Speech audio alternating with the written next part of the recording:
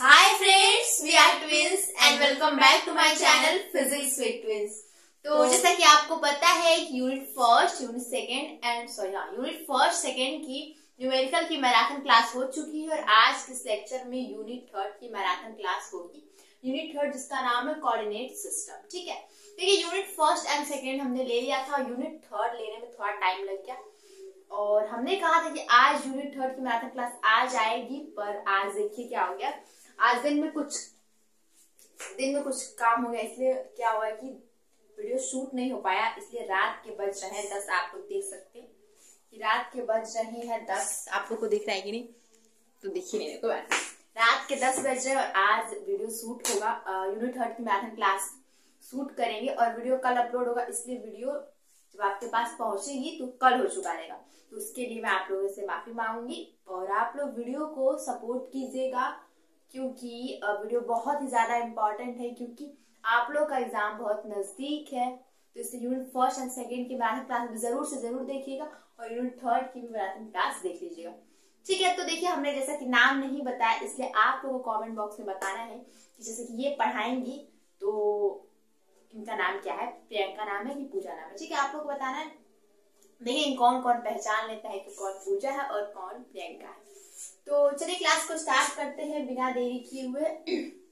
रात तो काफी हो चुकी है, पर वीडियो 1-2 घंटे में शूट हो जाएगी, फिर वीडियो आप लोग पास पहुंच जाएगी। और हाँ, वीडियो को जरूर से जरूर सपोर्ट कीजिएगा, जैसे कि आपने यूनिट फर्स्ट एंड सेकंड को सपोर्ट किया, वैसे यूनिट थर्ड को भी सपोर्ट कीजिएगा, क्योंकि आप लोग सपोर्ट करते हैं, कमेंट करते हैं, तो उससे क्या होता है, हमें उससे मोटिवेशन मिलता है। आप लोग के लिए और बेहतर से बेहतर हम कर सकेंगे अगर आपने दिल से सपोर्ट किया तो और शेयर भी करिएगा अपने फ्रेंड सर्किल में। ठीक है, तो चलिए आप पढ़ाइए, बेस्ट ऑफ लक, अच्छे से पढ़ाइएगा कि बच्चे आपके फैन हो जाए। ठीक है, ऐसे मेरा डायलॉग होता है, इसलिए आप लोग जान ही गए होंगे। ठीक है, मैं चलती हूँ पढ़ाती हूँ। ठीक है, तो जैसे आपको पता है कि बीएससी फर्स्ट सेमेस्टर फिजिक्स हम पढ़ाते हैं। ठीक है, हम लोग पढ़ाते हैं, हम दोनों बहनें। तो जिसमें हमने क्या कहा, हमने unit first and unit second पे हमने मैराथन क्लास ले लिया था कि क्या क्या इंपॉर्टेंट क्वेश्चन है और क्या न्यूमेरिकल्स है। इस पे हमने इंपॉर्टेंट क्लास ले लिया है, एक मैराथन। ठीक है, यूनिट फर्स्ट एंड सेकेंड, जिसका लिंक डिस्क्रिप्शन में दे देंगे, वो आप देख सकते हैं वहां पे जाके। और आज हम स्टार्ट करने वाले हैं यूनिट थर्ड, जिसका नाम है कोऑर्डिनेट सिस्टम। इसको ही ये क्या है, थर्ड यूनिट का नाम है कोऑर्डिनेट सिस्टम। इसको आज हम लोग स्टार्ट करने वाले हैं। ठीक है, चलिए लेक्चर को स्टार्ट करते हैं। तो उसके पहले चलिए क्वेश्चन पढ़ने से पहले थोड़ा बहुत रिवाइज करते हैं, क्योंकि सब लोग तो भूल गए होंगे कोऑर्डिनेट सिस्टम में हमने पढ़ा क्या था। तो कोऑर्डिनेट सिस्टम में क्या क्या पढ़ा था, पहले उसको थोड़ा थोड़ा क्या करते हैं, रिवाइज करते हैं, तब हम लोग चलेंगे क्वेश्चन पे। ठीक है, तो कोऑर्डिनेट सिस्टम में क्या होता है, कोऑर्डिनेट सिस्टम क्या होता है, यानी कि जब आपने 9th 10th अक्सर पढ़े होंगे तो उसमें कोऑर्डिनेट सिस्टम कौन सा पढ़ेंगे, उसमें पढ़े होंगे कार्टेशियन कोऑर्डिनेट सिस्टम। बहुत लोगों ने पढ़ा होगा 9th 10th और 11th 12th में कार्टेशियन कोऑर्डिनेट सिस्टम, इसके बारे में अच्छे तरीके से पढ़ा होगा। पर जब हम यूनिट थर्ड स्टडी कर रहे थे, यूनिट थर्ड जब हम पढ़ रहे थे, तो उस कोऑर्डिनेट सिस्टम में हमने सिर्फ कार्टेशियन कोऑर्डिनेट सिस्टम ही नहीं पढ़ा था, उससे हमने कार्टेशियन कोऑर्डिनेट सिस्टम के साथ स्फेरिकल कोऑर्डिनेट सिस्टम भी पढ़ा था और सिलिंड्रिकल कोऑर्डिनेट सिस्टम भी पढ़ा था। यानी कि कह सकते हैं कि यूनिट थर्ड में हमने 3 चीजों के बारे में बहुत ही कह सकते हैं डीपली पढ़ा था। ठीक है, और ये भी पहले ये समझ लेते हैं, पहले ये समझते कोऑर्डिनेट सिस्टम का क्या मतलब होता है। बहुत लोग हो सकते हैं कोऑर्डिनेट सिस्टम वाली जो लेक्चर्स है वो नहीं देखी होगी, तो उनको मैं बताऊं कोऑर्डिनेट सिस्टम क्या होता है। कोऑर्डिनेट सिस्टम एक इस प्रकार का सिस्टम होता है, जैसे कि स्पेस में किसी भी पॉइंट को लोकेट करना हो। जैसे मुझे इस पॉइंट को लोकेट करना है कि ये पूरे स्पेस में कहाँ है, तो मैं क्या करूंगी, एक सिस्टम लूंगी और उस सिस्टम से उसकी दूरी बताऊंगी। जैसे कि ये है, क्या मान लीजिए कि इसको हमें बताना है कि ये कहाँ है, तो मैं खुद को कोऑर्डिनेट सिस्टम मानूंगी और कहूंगी कि मुझसे ये क्या है, 5 सेंटीमीटर की दूरी पे है। तो स्पेस में किसी पॉइंट को लोकेट करने के लिए हम क्या बनाए, कोऑर्डिनेट सिस्टम बनाए। ठीक है, तो आप 9th 10th 11th 12th में अक्सर कार्टेशियन कोऑर्डिनेट सिस्टम पढ़े होंगे, यानी कि क्या पढ़े होंगे, ऐसे आप पढ़े होंगे किसी पॉइंट को, मान लीजिए कि स्पेस में कोई यहाँ पे पॉइंट है और इसको ही हमें क्या करना है, बताना है कि वो पॉइंट कहाँ पे है। तो हम क्या करते थे, हम ऐसे करते थे, यहाँ पे एक्स और वाई लिखते थे। अगर वो चीज 2D में करना रहता है, यानी कि 2 डायमेंशन में, यानी अगर स्पेस में देखें तो उसके लिए हम 3 डायमेंशन के क्या बनाते हैं, ऐसे बनाते हैं, ठीक है। इसको लिखते हैं x, इसको लिखते हैं y और इसको लिखते हैं z, ठीक है। और यहाँ पे अगर हम कार्टेशियन कोऑर्डिनेट सिस्टम में देखते हैं कि मान लीजिए कि यहाँ पे कोई पॉइंट P है, इसको हमें क्या करें, लोकेट करना है, तो हम क्या करते थे, x, y एंड z लिखते थे। और यहाँ पे x, y, z क्या दर्शाता था कि जो ये पॉइंट है वो ओरिजिन से x डिस्टेंस पे है और इस ओरिजिन से y डिस्टेंस पे है और इस ओरिजिन से z डिस्टेंस पे है। यही ये पॉइंट, इस पॉइंट का कह सकते हैं कि पता है, ये कह सकते हैं कि स्पेस में अगर ये पॉइंट है तो उसका पता क्या है, x, y, z है, ठीक है। यही होता है कोऑर्डिनेट सिस्टम। पर coordinate system Cartesian coordinate system ही नहीं होता ओनली, जैसे कि आप 9th-10th में पढ़ेंगे तो उसमें बस आपने कार्टेशियन कोऑर्डिनेट सिस्टम के बारे में पढ़ा होगा, जैसे कि एक्स वाई जेड या फिर एक्स वाई। और जब हम बीएससी में आए और यूनिट 3 हमने पढ़ा तो उसमें कोऑर्डिनेट सिस्टम सिर्फ एक कार्टेशियन कोऑर्डिनेट सिस्टम नहीं होता है, एक स्फेरिकल कोऑर्डिनेट सिस्टम होता है और एक सिलेंड्रिकल कोऑर्डिनेट सिस्टम होता है, ठीक है।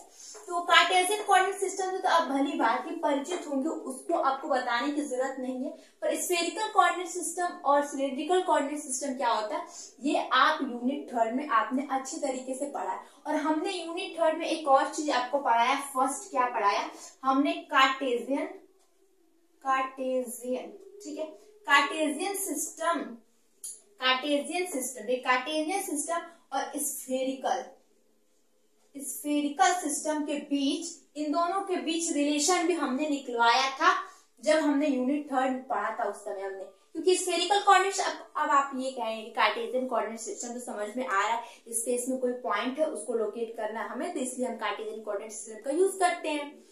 उस सिस्टम से देखते हैं कोई सिस्टम कहाँ पे, एक्स डिस्टेंस से, एक्स एक्सिस से कहाँ है, वाई एक्सिस से कहाँ है, वही देखते हैं। पर स्फेरिकल और सिलेंड्रिकल की क्या जरूरत पड़ी, तो मैंने वीडियो में जब पढ़ाया तो उसमें बताया कि क्या जरूरत पड़ी। कुछ फिजिक्स के फिनोमेना होती है जहाँ पे हम कार्टेशियन कोऑर्डिनेट सिस्टम का यूज करेंगे तो बहुत ही टफ हो जाता है उस पॉइंट को, कहाँ वो पॉइंट है खोजने के लिए, ठीक है। तो इसलिए एक स्फेरिकल कोऑर्डिनेट सिस्टम और एक सिलेंड्रिकल कोऑर्डिनेट सिस्टम बना, जिससे कुछ स्पेस में कोई जगह को लोकेट करना है तो वो चीज आसानी से आपको पता चल जाएगी, ठीक है। तो चलिए यहाँ बस हम ये देखते, एक चीज देख लेते कि कार्टेशियन कोऑर्डिनेट सिस्टम और स्फेरिकल कोऑर्डिनेट सिस्टम के बीच हम लोगों ने क्या निकाला था, रिलेशन निकाला था, ठीक है। तो रिलेशन क्या निकाला था, रिलेशन यही निकाला था कार्टेशियन और स्फेरिकल में, ठीक है। तो हमने यूनिट 3 में कार्टेशियन कोऑर्डिनेट सिस्टम और स्फेरिकल कोऑर्डिनेट सिस्टम के बीच रिलेशन बताया था। पर आपको पता है कि हम लोग कार्टेशियन कोऑर्डिनेट सिस्टम को एक्स, वाई एंड जेड से क्या करते हैं, डिनोट करते हैं जी। मतलब कह सकते हैं कार्टेशियन कोऑर्डिनेट सिस्टम का जो कोऑर्डिनेट होते हैं उसको एक्स, वाई, जेड कहते हैं, और स्फेरिकल कोऑर्डिनेट सिस्टम के जो कोऑर्डिनेट होते हैं उसे हम क्या कहते हैं, आर, थीटा एंड क्या कहते हैं, फाई कहते हैं, ठीक है, आर, थीटा, फाई कहते हैं। तो इन दोनों के बीच हमने रिलेशन निकलवाया था, ठीक है। कार्टेशियन कोऑर्डिनेट सिस्टम और स्फेरिकल कोऑर्डिनेट सिस्टम के बीच रिलेशन निकलवाया था, और रिलेशन क्या आया था, देखिए क्या आया था, x इज इक्वल टू आया था r sine theta and cos phi आया था, ठीक है।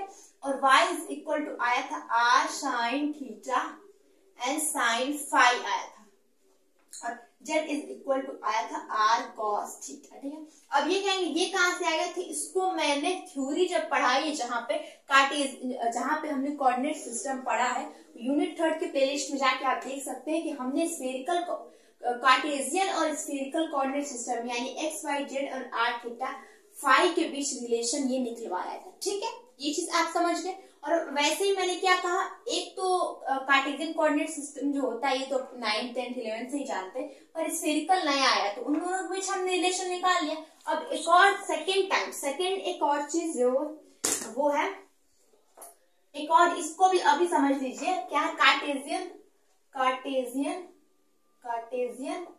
एंड ये स्फेरिकल है, एक और था सिलिंड्रिकल। अब ये कहेंगे सिलिंड्रिकल पॉसिबल है, तो जैसे कार्टेशियन के लिए हम जो कोऑर्डिनेट यूज करते हैं उसको क्या कहते हैं, उसको कहते हैं एक्स, वाई एंड जेड। और सिलिंड्रिकल के लिए जो हम लोग कोऑर्डिनेट्स यूज करते हैं उसको हम क्या कहते हैं, उसको हम कहते हैं एस, फाई और जेड। और बहुत सी बुक में एस की जगह रो भी दिया रहता है और एस की जगह आर भी दिया रहता है, ठीक है। तो इन दोनों के बीच में रिलेशन हम लोग देख लेते हैं कि क्या होता है, उसके बाद हम चलेंगे क्वेश्चन पे, ठीक है। इतना आपको मैं रिवाइज कर दे रही हूँ तब आपको अच्छी तरीके से समझ में आएगा। तो इन दोनों के बीच रिलेशन क्या था, r इज इक्वल टू था r cos, x is equal to था r cos फाई, और y इज इक्वल टू था r sin फाई, और z is equal to z था। इसमें क्या था, z is equal to z ही था, यानी कि z में कोई भी चेंज नहीं था, ठीक। तो तीन चीज आप कोऑर्डिनेट सिस्टम में जान के, एक कार्टेशियन कोऑर्डिनेट सिस्टम, एक स्फेरिकल कोऑर्डिनेट सिस्टम, और एक क्या, एक सिलिंड्रिकल कोऑर्डिनेट सिस्टम। और कार्टेशियन और स्फेरिकल में क्या उन दोनों के बीच रिलेशन है, ये है, और कार्टेशियन और सिलिंड्रिकल के बीच क्या है, रिलेशन क्या है, ये है। और कार्टेशियन का आप लोग एक्स वाई जेड जानते हैं, कोऑर्डिनेट्स होते हैं, और सिलिंड्रिकल का एस वाई जेड होता है, और कार्टेशियन इसमें देंगे एक्स वाई जेड होता है, और स्फेरिकल देखेंगे तो आर थीटा फाई होता है, और इनके बीच रिलेशन ये होता है। इतना आप समझ जाइए, तब आपको कुछ क्वेश्चन थोड़ा बहुत समझ में आएगा। जो लोग हमें फॉलो करते हैं और हमारी सारी वीडियोस देखते हैं, उनको ये सब बहुत ही, ये सब मैंने करवाया, इसके बीच रिलेशन, कार्टेशियन स्फेरिकल या कार्टेशियन सिलिंड्रिकल, सबके बीच रिलेशन पूछता भी एग्जाम में, और मैंने करवाया भी अच्छी तरीके से। पर यहाँ पे मैं फिर से आपको करवाऊंगी नहीं, पर रिलेशन इसलिए लिख लिया कि क्वेश्चन जब आप पढ़ेंगे तो आपको समझ में बेटर तरीके से आएगा। अब हम चलते हैं अपने क्वेश्चन, और ये अभी क्या है, अभी ये कह सकते हैं वेरी शॉर्ट टाइप क्वेश्चन है। हम लोग स्टार्ट करेंगे जीरो से, यानी जीरो लेवल से स्टार्ट करेंगे, फिर हाई लेवल पे चलेंगे, ठीक है। तो पहले very short type of question देखते हैं, उसके बाद लॉन्ग टाइप क्वेश्चन देखेंगे। तो फर्स्ट क्वेश्चन क्या है, फर्स्ट क्वेश्चन है कि ए spherical coordinate system is not related, a spherical coordinate system is not related to Cartesian coordinate system by which the following, यानी ये कहा है कि ऑप्शन में जो दिया हुआ है इसमें से कौन रिलेटेड नहीं है स्फेरिकल और कार्टेशियन के बीच में। तो हम जानते हैं कि स्फेरिकल और कार्टेशियन के बीच में हमने रिलेशन तो पहले ही आपको बता दिया कि ये है और ये है और ये है, और फिर पूछा क्या, पूछा कि नॉट रिलेटेड, कौन नॉट रिलेटेड है स्फेरिकल और कार्टेशियन के बीच में जो रिलेशन है उससे कौन सा नॉट रिलेटेड है। तो फर्स्ट वाला देखें कि r इज इक्वल टू, देखिए अब मैं यहाँ गलत लिख दिया, यहाँ पे x रहेगा, ठीक है, यहाँ पे x रहेगा, ठीक है, बाय मिस्टेक यहाँ पे r लिखा गया, ठीक है। तो x is equal to r sin theta cos phi, तो पहला तो है ही कि इसके बीच में रिलेशन होता है। y इज इक्वल टू क्या होता है, r sin थीटा और sin फाई, तो y is equal to r sin theta and sin phi है, और z इज इक्वल टू क्या होता है, cos थीटा होता है, ठीक है। तो स्फेरिकल में आपको याद रखना पड़ेगा कि z इज इक्वल टू क्या होता है, r cos थीटा होता है, ठीक है। तो कौन सा एक जो सी नंबर वाला है वही क्या हो जाएगा, ये इसका ऑप्शन बन जाएगा, क्योंकि इस क्वेश्चन में नॉट रिलेटेड लिखा है, यानी कार्टेशियन और स्फेरिकल कोऑर्डिनेट सिस्टम के बीच कौन रिलेटेड नहीं है, ठीक है। तो ये आप लोग समझ गए। अब सेकंड क्वेश्चन सेम वैसा ही, मैंने क्या कहा कि आपको कोऑर्डिनेट सिस्टम में तीन चीज पढ़ना पड़ेगा, कार्टेशियन, स्फेरिकल और सिलिंड्रिकल, इन्हीं तीनों का बस समझिए कि खेल है इस कोऑर्डिनेट सिस्टम में। तो सेकंड क्वेश्चन क्या है कि a cylindrical coordinate system is not related, इसमें भी बोला है कि नॉट रिलेटेड। आप रिलेशन तो पहले से आपको ये चीज याद होनी चाहिए कि ये रिलेशन एक्स वाई जेड, और इसमें स्फेरिकल में क्या होता है रिलेशन आपको याद होना चाहिए। तो लिखा है कि a cylindrical coordinate system is not related to Cartesian coordinate system by which of the following, यानी जो भी आपके ऑप्शन दिए हूँ इस ऑप्शन में आप देखिए कि कौन सा जो है कार्टेशियन और सिलिंड्रिकल के बीच रिलेशन नहीं है। तो आप समझ सकते, आपको याद रहेगा, और x is equal to cylindrical में कार्टेशियन और सिलिंड्रिकल के बीच अगर आपको जो रिलेशन है वो याद रहेगा, तो हमें पता है कि x is equal to r cos phi, तो x is equal to r cos phi, ये तो है ही, तो नॉट रिलेटेड तो ये होगा नहीं। और दूसरा क्या, y is equal to r sin phi, तो y is equal to r sin phi, ठीक है, तो ये भी है। और तीसरा क्या है, z is equal to z, तो z is equal to z, यानी क्या आपका यहाँ पे सही राइट आंसर होगा। इसने कहा है कि नॉट रिलेटेड होना चाहिए, तो ये भी रिलेटेड है, ये भी रिलेटेड है, ये भी रिलेटेड है, तो आंसर क्या होगा, ये हो जाएगा रिलेटेड, ठीक है। तो इसीलिए आपको क्या करना पड़ेगा, एग्जाम में आपके काम करिए, कार्टेशियन कोऑर्डिनेट सिस्टम और स्फेरिकल कोऑर्डिनेट सिस्टम के बीच में जो रिलेशन है वो याद रख लीजिए, और कार्टेशियन कोऑर्डिनेट सिस्टम और सिलिंड्रिकल कोऑर्डिनेट सिस्टम के बीच क्या है रिलेशन वो याद कर लीजिए, और उसके कोऑर्डिनेट्स भी याद कर लीजिए। और क्या कई कह सकते हैं कि बुक में यहाँ पे रो भी दिया रहता है या फिर आर भी दिया रहता है, तो आपको कंफ्यूज नहीं होना, यहाँ पे आप एस लिखिए, आर लिखिए, रो लिखिए, कुछ भी लिख सकते हैं, ठीक है। तो दो क्वेश्चन तो हुए। थर्ड क्वेश्चन क्या है कि the Cartesian coordinate system is called as, Cartesian coordinate system वो जो कि आप 9th 10th 11th 12th से क्या पढ़ते आ रहे हो, उसको क्या हम लोग उसको कॉल्ड एज यानी कि उसको क्या कहते हैं, तो मैं बता दूं आपको, उसको रेक्टेंगुलर कोऑर्डिनेट सिस्टम भी कहते हैं। ठीक है, कार्टेशियन कोऑर्डिनेट सिस्टम को रेक्टेंगुलर कोऑर्डिनेट सिस्टम भी कहते हैं, तो ये चीज आपको याद रखना पड़ेगा। कहीं भी कार्टेशियन कोऑर्डिनेट सिस्टम की जगह रेक्टेंगुलर कोऑर्डिनेट सिस्टम लिखा हुआ रहता है तो वहां पे आप समझ जाएंगे कि वहां पे कार्टेशियन कोऑर्डिनेट सिस्टम की बात की जा रही है। तो ये तीन क्वेश्चन आपको पढ़ने का मतलब ये नहीं कि आप 3 क्वेश्चन बस पढ़ लिए। 3 क्वेश्चन पढ़ने का मतलब ये हो कि आप बीच का पहले क्या कर लीजिए, कार्टेशियन और स्फेरिकल बीच रिलेशन को आप याद कर लीजिए, और कार्टेशियन और सिलेंड्रिकल बीच रिलेशन याद कर लीजिए। क्वेश्चन बहुत ही आपका इजी होने वाला है अगर आपको ये याद है। तो चलिए नेक्स्ट क्वेश्चन की ओर बढ़ते हैं। ठीक है, चलिए नेक्स्ट क्वेश्चन पे चलते हैं। जैसे मैंने 3 क्वेश्चन पढ़ लिया था, अब चौथा क्या है, which is following the criteria is use to choose a coordinate system. ठीक है, यानी कोऑर्डिनेट सिस्टम क्या करता है, ये पूछा है कोऑर्डिनेट सिस्टम क्या करता है, तो वो कह सकते हैं कि वो देखिए लिखा हो कि which of the following criteria is use to choose a coordinate system, यानी यहाँ पे कहा जा रहा है कि कौन सा क्राइटेरिया है इसमें। देखिए ये 4 चीज दिया हो, तो इनमें से कौन सा क्राइटेरिया है जो कोऑर्डिनेट सिस्टम क्या करता है, मतलब देता है, कह सकते हैं कि उसको बनाता है। ठीक है, कौन सा क्राइटेरिया, तो क्या डिस्टेंस के लिए हम लोग कोऑर्डिनेट सिस्टम का यूज करते हैं, बिल्कुल भी नहीं। मैग्नीट्यूड के लिए भी नहीं, इंटेंसिटी के लिए, यानी कि ज्योमेट्रिक जो चीजें होती हैं उसको हम दर्शाने के लिए क्या करते हैं, कोऑर्डिनेट सिस्टम का यूज करते हैं। ठीक है, ये क्वेश्चन नंबर 5 देखते हैं। जैसे लिखा है कि the coordinate for spherical coordinate system. अभी जस्ट मैंने आपको कह सकते हैं कि कुछ मिनट पहले मैंने स्फेरिकल कोऑर्डिनेट सिस्टम, यहाँ पे क्या लिखा, spherical coordinate system. Spherical coordinate system यानी किससे दर्शाते हैं, वो किस पॉइंट से दर्शाते हैं, मैंने पीछे अभी आपको चिल्ला कर बताया है। ठीक है, तो आप खुद पहले ऑप्शन खुद अपने माइंड में सोचिए, फिर मैं आपको ऑप्शन तो बताने ही वाली हूँ।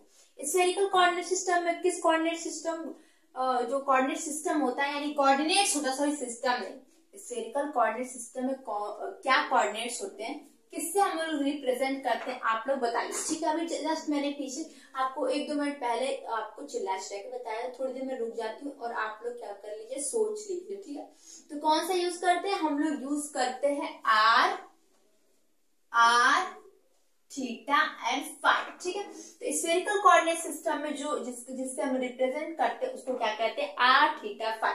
और सेम यहाँ पे क्वेश्चन लिखा है the coordinate of cylindrical coordinate system, यानी सिलिंड्रिकल कोऑर्डिनेट सिस्टम को दर्शाने के लिए किस कोऑर्डिनेट का यूज करते हैं, कौन सा कोऑर्डिनेट इसमें से है। ये वाला तो आप लोग जान गए कि स्फेरिकल के लिए, तो ये वाला तो होगा नहीं। और ये एक्स वाई जेड किसके लिए होता है, कार्टेशियन कोऑर्डिनेट सिस्टम को दर्शाने के लिए होता है। और ये नन ऑफ दिस, इसमें से कुछ होगा नहीं, सब तो सिंपली आपको क्या होगा, ये वाला आंसर क्या हो जाएगा, सही हो जाएगा। सिलिंड्रिकल कोऑर्डिनेट सिस्टम में कोऑर्डिनेट को किससे दर्शाते हैं, आर फाई जेड से, और स्फेरिकल कोऑर्डिनेट सिस्टम में क्या हो, आर थीटा फाई। तो अब एक चीज याद कर लीजिए, हमें स्फेरिकल कोऑर्डिनेट सिस्टम में हमेशा जो है जो 2 चीज एंगल याद रख लीजिएगा, स्फेरिकल में 2 एंगल रहेगा। ठीक है, और कोऑर्डिनेट और सिलिंड्रिकल में क्या होगा, हमेशा बस 1 एंगल रहेगा, ये आपको याद रख लेना है। ठीक है, तो चलिए नेक्स्ट क्वेश्चन पे चलते हैं। ठीक है, चलिए चलते हैं क्वेश्चन नंबर 7। ये क्या है, क्वेश्चन नंबर 7 है। तो इसको समझने से पहले देखिए, जैसे मैंने जब यूनिट 3 पढ़ाया तो उसमें मैंने ऑर्थोगोनल क्या होता है इसका मीनिंग बताया था। तो पहले आपको ऑर्थोगोनल मतलब समझ में आएगा, तभी तो ये क्वेश्चन समझ में आएगा, क्योंकि इसमें नॉन ऑर्थोगोनल लिखा, ऑर्थोगोनल लिखा है। तो इसलिए पहले सबसे पहले आपको किस चीज का कॉन्सेप्ट क्लियर होना चाहिए, आपको ऑर्थोगोनल का कॉन्सेप्ट क्लियर होना चाहिए। तो यहाँ पे मैं थोड़ा बहुत ज्यादा नहीं बताऊंगी, कह सकती हूँ ब्रीफ आइडिया आपको दे सकती हूँ, छोटा बहुत कुछ बता सकती हूँ ऑर्थोगोनल क्या होता है। इसको डिटेल में मैंने एक क्लास लिया हुआ, पूरा ऑर्थोगोनल पर ही पूरा क्लास लिया हुआ, उसका भी लिंक मैं डिस्क्रिप्शन बॉक्स में दे दूंगी, आप वहां पे चेक कर लीजिए ऑर्थोगोनल किसको कहते हैं। बट यहाँ पे क्वेश्चन आ गया है कि ऑर्थोगोनल क्या होता है, तो इसलिए उसके पहले चलिए थोड़ा बहुत समझ लेते हैं कि ऑर्थोगोनल क्या होता है। ऑर्थोगोनल क्या होती है, कोई भी चीज जो 3 चीज एक दूसरे पे अगर परपेंडिकुलर हो तो उसे क्या कहते हैं, हम ऑर्थोगोनल कहते हैं। तो आप तो कहेंगे कार्टेशियन कोऑर्डिनेट सिस्टम तो हमेशा ही एक दूसरे पे परपेंडिकुलर होते हैं, यानी कि जो एक्स वाई एंड जेड होता है, ये तीनों क्या होता है, आपस में हमेशा क्या होते हैं, परपेंडिकुलर होते हैं। इसलिए कार्टेशियन कोऑर्डिनेट सिस्टम को हमेशा हम क्या कहते हैं, ऑर्थोगोनल कहते हैं। ठीक है। यानी कि वो कह सकते कार्टेशियन कोऑर्डिनेट सिस्टम में जो तीन होती है एक्स वाई जेड, वो म्यूचुअल एक दूसरे पे क्या होती है, परपेंडिकुलर पहले से होती है, इसलिए हम कार्टेशियन कोऑर्डिनेट सिस्टम को कहते हैं कि एक प्रकार का ये ऑर्थोगोनल कह सकते ऑर्थोगोनल है। पर स्फेरिकल कोऑर्डिनेट सिस्टम में अगर हम देखते हैं, जरूरी नहीं है कि जो उसके वो हो, क्या कह सकते हैं कि कोऑर्डिनेट्स हो, या फिर जो जैसे इसका फिगर कैसे बनता है, कार्टेशियन कोऑर्डिनेट सिस्टम का फिगर आप ऐसे ही बनाते हैं ना, ऐसे ऐसे इसको लिखते हैं एक्स, इसको लिखते हैं वाई, और इसको लिखते हैं जेड, ठीक है। तो इस तरह से आप कार्टेशियन कोऑर्डिनेट सिस्टम फिगर बनाते हैं। पर स्फेरिकल कोऑर्डिनेट सिस्टम में आप लोग किस तरह फिगर बनाते हैं, हम लोग इस तरह फिगर बनाते हैं, ऐसे कुछ बनाते हैं और ऐसे बनाते हैं, और फिर एक हम क्या करते हैं, एक हम कोई पॉइंट लेते हैं, वहां पे ऐसे जाते हैं और फिर आप उस पर लंब डालते हैं, इस तरह से डालते हैं। आपको इतना याद नहीं होगा, पर स्फेरिकल ये हो चीज फाई हो जाती थी और ये चीज थीटा हो जाता था, और एक क्या बचा था, ये हो जाता, ये आर हो जाता, ये स्फेरिकल में बनता था। तो इसमें जो फिगर बन के आएगा, जैसे कार्टेशियन कोऑर्डिनेट सिस्टम में क्या होता है कि वो म्यूचुअली एक दूसरे परपेंडिकुलर होती है, पर इसमें स्फेरिकल क्या होता है, स्फेरिकल क्यों कार्टेशियन कोऑर्डिनेट सिस्टम बना, किसी गोले का, यानी जैसे लाइक अर्थ कह सकते हैं कि अर्थ जैसे चीजों को हम लोग अर्थ जैसे चीजों को उसमें कहाँ पे कौन सी पॉइंट है उसको लोकेट करने के लिए हम लोग क्या कहते हैं स्फेरिकल कोऑर्डिनेट सिस्टम हम यूज करते हैं, जो एकदम गोला जैसा चीज आप समझ सकते हैं। और सिलेंड्रिकल मतलब क्या होता है, जो सिलेंडर जैसा, जैसे ऐसे टाइप चीजों के लिए हम लोग क्या करते हैं, सिलेंड्रिकल कोऑर्डिनेट सिस्टम का यूज करते हैं। तो इसमें जरूरी नहीं है कि जो एक कह सकते हैं प्लेन दूसरे प्लेन पे क्या हो परपेंडिकुलर, उसमें जरूरी नहीं है। पर कार्टेशियन कोऑर्डिनेट सिस्टम में आप प्लेन भी देखेंगे तो एक दूसरे पे हमेशा क्या होती है, परपेंडिकुलर। प्लेन क्या होती है कि जो ये जेड है जो मैं नीचे बना रही हूँ, वो मान लीजिए कि ऐसे है, ठीक है। तो ऐसे इधर जेड है और इधर क्या है, मान लीजिए कि इधर वाई है। तो ये दोनों को जोड़ के जो यहाँ प्लेन बनेगा वो भी क्या होगा, कह सकते हैं कि वो भी एक बस प्लेन को देखे तो ये प्लेन और ये मान लीजिए ये प्लेन और ये जो नीचे जाएगा ये प्लेन एक दूसरे परपेंडिकुलर होता है। तो अब यहाँ पे नॉर्मली आप समझ लीजिए कि ऑर्थोगोनल उसको कहते हैं जो कि क्या होता है, एक दूसरे पर परपेंडिकुलर होता है। तो कार्टेशियन कोऑर्डिनेट सिस्टम आपका क्या होता है, परपेंडिकुलर होता है। पर हम लोग स्फेरिकल और सिलेंड्रिकल में हम लोग श्योरली नहीं बोल सकते हैं कि वो ऑर्थोगोनल है कि नहीं। तो यहाँ पे आप ऑर्थोगोनल का मतलब समझिए, क्या होना चाहिए, परपेंडिकुलर होना चाहिए एक पे एक कोई भी आप कह सकते हैं कि वेक्टर, ठीक है। तो यहाँ पे जल्दी से लिया कि एक 3 यूनिट वेक्टर पहले से दिया है, 3 unit vector of a coordinate system, ठीक है। एक कोऑर्डिनेट सिस्टम के 3 क्या है, वेक्टर है। ये बता रहे हैं कि कोई भी कोऑर्डिनेट सिस्टम है, हमें पता नहीं है उसके जो 3 यूनिट वेक्टर है वो क्या है, वो उस कोऑर्डिनेट सिस्टम की क्या है, परपेंडिकुलर है, आर परपेंडिकुलर। देखिए लिखा, if the 3 unit vectors of a coordinate system are perpendicular, एक दूसरे पे क्या है, परपेंडिकुलर टू ईच अदर, यानी कि एक दूसरे पे तीनों, ऐसा नहीं बस एक दो नहीं, तीनों एक दूसरे perpendicular to each other then such a coordinate system, यानी उस कोऑर्डिनेट सिस्टम को क्या कहते हैं, उस कोऑर्डिनेट सिस्टम को हम लोग कहते हैं कि वो ऑर्थोगोनल कोऑर्डिनेट सिस्टम होता है। ये तो यहाँ पे ये पूछा है कि बस तीन वेक्टर है वो आपस में एक दूसरे के परपेंडिकुलर है, तो वो क्या है, ऑर्थोगोनल है कि नॉन ऑर्थोगोनल, यहाँ पे ये क्वेश्चन है। पर आपको मैं बता दूं कि ये चीज आप दिमाग में याद रखिए, कार्टेशियन कोऑर्डिनेट सिस्टम का प्लेन देखें या एक दूसरे का बस कह सकते हैं कि रेखा देखें, वो क्या होती है, एक्सिस, जैसे कि x axis, y axis, z axis, या फिर इनका प्लेन भी देखें हम, क्या होती है, एक दूसरे के परपेंडिकुलर होती है। तो आपको अगर ऑर्थोगोनल का एग्जांपल देना तो सीधे आप क्या करिए, कार्टेशियन कोऑर्डिनेट सिस्टम लिख दीजिए। पर यहाँ बताया नहीं कौन सा सिस्टम, बस यहाँ पे सिस्टम ये चीज बताया है कि 3 यूनिट वेक्टर है, वो तीनों एक दूसरे पे क्या है, क्या परपेंडिकुलर है तीनों। तो वो सच एक कोऑर्डिनेट सिस्टम इज कॉल्ड, क्या कहेगा वो कोऑर्डिनेट सिस्टम, क्या कहेगा वो कोऑर्डिनेट सिस्टम, क्या कहेगा ऑर्थोगोनल कोऑर्डिनेट सिस्टम कहेगा। देखिए स्फेरिकल और सिलिंड्रिकल में आप कहें ये क्यों नहीं होता है दूसरे परपेंडिकुलर, तो उसमें कुछ कंडीशन होती है, आप उसको फिगर पूरा बनाना पड़ेगा। तो उसमें कभी कभी ऐसा होता है कि सिलिंड्रिकल कोऑर्डिनेट सिस्टम कभी कभी परपेंडिकुलर हो भी सकती है, नहीं भी हो सकती है, उसमें 100% गारंटी नहीं कि उसमें ऑर्थोगोनल होगी, यानी कि एक दूसरे परपेंडिकुलर होगी। पर कार्टेशियन कोऑर्डिनेट सिस्टम में आप एक चीज याद कर लीजिए कि वो हमेशा ऑर्थोगोनल होती है, यानी कि उनके प्लेन हो या उनके एक्सिस हो, हमेशा क्या होते हैं, एक दूसरे पे परपेंडिकुलर होते हैं। पर यहाँ पे ये नहीं पूछा है कि स्फेरिकल कार्टेशियन, हमने सिंपली एक वेक्टर दे दिया 3 वेक्टर, वो कहा है कि एक दूसरे परपेंडिकुलर, तो बताइए क्या होगा, तो वो क्या होगा, ऑर्थोगोनल होगा। अब चलते क्वेश्चन नंबर 8 पे चलते हैं। क्वेश्चन नंबर 8 का ये देखिए, ये सब क्वेश्चन क्या है, वेरी शॉर्ट टाइप क्वेश्चन है, इसमें कुछ भी नहीं, बस सिर्फ आपको मल्टीपल टाइप ऑफ क्वेश्चन। अब आगे थोड़ा सा हम टफ क्वेश्चन लेंगे। तो ये लास्ट शॉर्ट टाइप क्वेश्चन है, द डिस्टेंस ऑफ पॉइंट 2, 3, 5। अब आप आज सोचिए आप आइडिया कैसे लगाएंगे, जो 2, 3, 5 स्फेरिकल का है कि सिलेंड्रिकल का है, कार्टेशियन का है। तो आपको अगर दिमाग में याद रहेगा कि कार्टेशियन का जो कोऑर्डिनेट्स होते हैं उसको हम लोग किससे दर्शाते हैं, उसको हम लोग एक्स वाई जेड से दर्शाते हैं। और कैसे स्फेरिकल का जो कोऑर्डिनेट्स होते हैं उसको कैसे दर्शाते हैं, हम लोग दर्शाते हैं आर, थीटा एंड फाई से दर्शाते हैं। और जो सिलेंड्रिकल होता है उसको हम किसे दर्शाते हैं, उसको मैं ज्यादातर कह सकती हूँ कि वीडियोस में एस से डिनोट क्यू से मैं लिखूंगी, एस फाई एंड जेड होता है, ठीक है, इससे दर्शाते हैं। तो अब बताइए ये चीज किससे मिलता जुलता है, यहाँ क्या इससे थीटा फाई, यहाँ पे कोई दो एंगल है, तो एंगल भी नहीं है, यहाँ पे एक एंगल है और एक जेड है, वो भी नहीं है, यानी कि ये क्या हो सकता है, ये कार्टेशियन कोऑर्डिनेट सिस्टम ही हो सकता है, ठीक है। तो ये आपको कोऑर्डिनेट देखते ही आपके दिमाग में आ जाना चाहिए, इसलिए तीनों के जो कह सकते हैं कोऑर्डिनेट से आपको याद होने चाहिए क्या होते हैं। तो यहाँ पे क्या हो सकता है, ये हम कह सकते हैं कार्टेशियन कोऑर्डिनेट सिस्टम एक प्रकार का। तो ये तो आप समझ गए, पर क्वेश्चन क्या पूछा है कि the distance of a point 2, 3, 5 from x y plane. तो पहले क्या, ये जो पॉइंट दिया उसके हिसाब से हम क्या करते हैं, कार्टेशियन कोऑर्डिनेट सिस्टम में वो पॉइंट को लोकेट करते हैं, ठीक है। तो मान लीजिए कि ये है कि आपका x है और ये मान लीजिए y है और ये मान लीजिए कि z है। अब कहा है कि एक मान लीजिए कि पॉइंट कोई मान लीजिए यही पॉइंट है जिसके कोऑर्डिनेट 2, 3, 5 है, ठीक है। तो अब ये कह रहा है कि बताइए कि ये क्या एक्स वाई प्लेन है। अभी समझने के लिए देखिए, हम म्यूचुअल परपेंडिकुलर को समझने के लिए इसको क्या कर लेते हैं, इसको कर लेते हैं z और इसको कर लेते हैं y और इसको कर लेते हैं x, ठीक है। ये आप समझने के लिए कर सकते हैं।